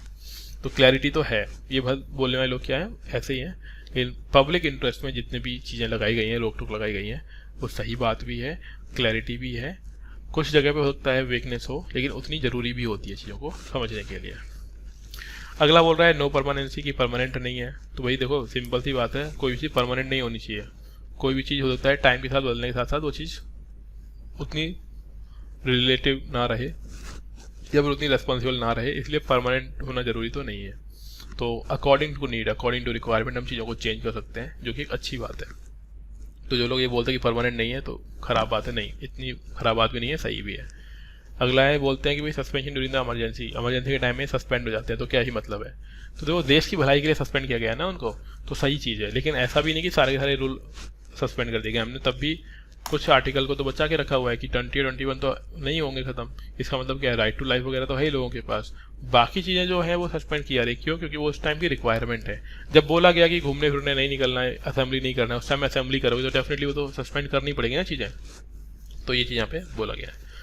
एक्सपेंसिव रेमेडीज क्यों है कि भैया जाना पड़ेगा कहाँ, सुप्रीम कोर्ट कंट्री में कहाँ है, एक ही जगह है, दिल्ली में। मालूम पड़ा किसी केरला के बंदे के साथ कुछ इंजस्टिस हुआ है, कहाँ आना पड़ेगा उसको, दिल्ली आना पड़ेगा। तो ये बोल सकते हैं, लेकिन ये इसलिए भी ज़रूरी है क्योंकि हमारे यहाँ पे जो जुडिशरी सिस्टम है वो क्या है, यूनिटरी है। यूनिटरी यानी सब कुछ कहाँ से जुड़ा हुआ है, कंट्री से जुड़ा हुआ है। लेकिन ऐसा भी ज़रूरी नहीं है कि हर किसी को दिल्ली ही आना पड़ेगा, वो अपनी चीज़ें, अपनी प्रॉब्लम लेटर के थ्रू भी भेज सकता है। तो जो बोला जा रहा है कि एक्सपेंसिव है, हाँ बोल सकते हैं एक्सपेंसिव है, लेकिन ऐसी बात भी नहीं है कि पुअर लोगों को जस्टिस नहीं मिलती है। तो ये सीधी सी बात ध्यान रखना कि गवर्नमेंट की बुराई नहीं करनी है ना, क्योंकि गवर्नमेंट से ही नौकरी चाहते हो तो गवर्नमेंट की बुराई नहीं करनी है। तो भले ही बोल रहे कि एक्सपेंसिव है तो एक्सपेंसिव नहीं है। और क्योंकि एक ही बना रखा है, और क्यों नहीं बना रहे सुप्रीम कोर्ट, क्योंकि हम लोग चाहते हैं कि डिफरेंसेस ना हो जाए कोर्ट के बीच में। दो हाई कोर्ट, दो सुप्रीम कोर्ट बना दे मान लो देश के अंदर, मालूम पड़ा दूसरे सुप्रीम कोर्ट ने कुछ और ऑर्डर दे दिया, यहाँ के लोगों ने कुछ और ऑर्डर दे दिया, तो दूसरे में क्या हो जाएगा, दोनों में क्या हो जाएगा, कॉन्फ्लिक्ट हो जाएगा। तो वो कॉन्फ्लिक्ट हम लोग नहीं चाहते। फिर है प्रिवेंटिव डिटेंशन। तो बोले कि प्रिवेंटिव डिटेंशन क्यों दिया हुआ है, जबकि कोर्ट क्या बोलते हैं, क्राइम तो किया ही नहीं अभी तक, पहले ही क्यों मना कर रहे हैं। तो प्रिवेंटिव डिटेंशन भी जरूरी है, क्योंकि अगर हमको लग रहा है कि कोई चीज़ आगे जाके प्रॉब्लम करेगी तो प्रिवेंटिव डिटेंशन करना भी इंडिया के कॉन्स्टिट्यूशन का बेसिक स्ट्रक्चर ही आप मान लो कि भैया डेमोक्रेसी के लिए ये भी जरूरी है। नेक्स्ट क्रिटिसिज्म क्या है, नो कंसिस्टेंट फिलोसफी। एक जैसी बातें नहीं है, कभी भी चेंज हो जाती है। तो बातें इसलिए चेंज हो जाती है क्योंकि टाइम चेंज हो गया है। तो इसीलिए फंडामेंटल राइट को इंटरप्रेट करने का काम किसका होता है, सुप्रीम कोर्ट का। इंटरप्रेट मतलब समझाना कि इसका मीनिंग क्या था, और वो समझाना टाइम के हिसाब से चेंज हो सकता है, वो जरूरी भी है क्योंकि टाइम के हिसाब से चीज़ें बदलनी भी चाहिए। अगला सिग्निफिकेंस ऑफ फंडामेंटल राइट क्या है, तो सीधी सी बात है कि लोगों की डिग्निटी को सेव करते हैं, सबको एक सिक्योरिटी प्रोवाइड करते हैं, ठीक है, सेफ्टी फील होती है, कंट्री में इस्टेब्लिशमेंट करता है, माइनॉरिटीज जो वीकर सेक्शन है उनको सेफ फील कराता है। अब ये हम लोग पढ़ चुके हैं ना, सिग्निफिकेंस तो आपको बस ध्यान रखना कि हर किसी लोगों को एक तरीके से फील गुड करा रहा है, क्योंकि ये लिखी हुई है तो किसी को भी वायलेशन होगा, कोई दिक्कत होगी तो वो बोल देगा देखो लिखा हुआ है, हमें ये चीज़ मिलनी चाहिए। तो लिखी हुई चीज़ ज़्यादा ऑथेंटिक होती है। जैसे ही कभी कोई ऑर्डर होता है ना, अपनी मूवीज़ वगैरह में देखा होगा, कोई पॉलिटिशियन किसी पुलिस वाले को, ईमानदार पुलिस वाले को कोई ऑर्डर देता है तो पुलिस वाला होता है लिख के दे दो। तो लिख के देने का मतलब क्या होता है कि वो एंश्योर करेगा कि हाँ उसने ये काम क्यों किया। तो फंडामेंटल राइट्स लिखे हुए हैं और हमारे लिए ज़रूरी भी है, तो अच्छी बात है। बस पढ़ लेना, कोई चीज़ में से डिफिकल्ट नहीं है, समझ में ना आए आपको। अगला है राइट्स आउटसाइड पार्ट 3।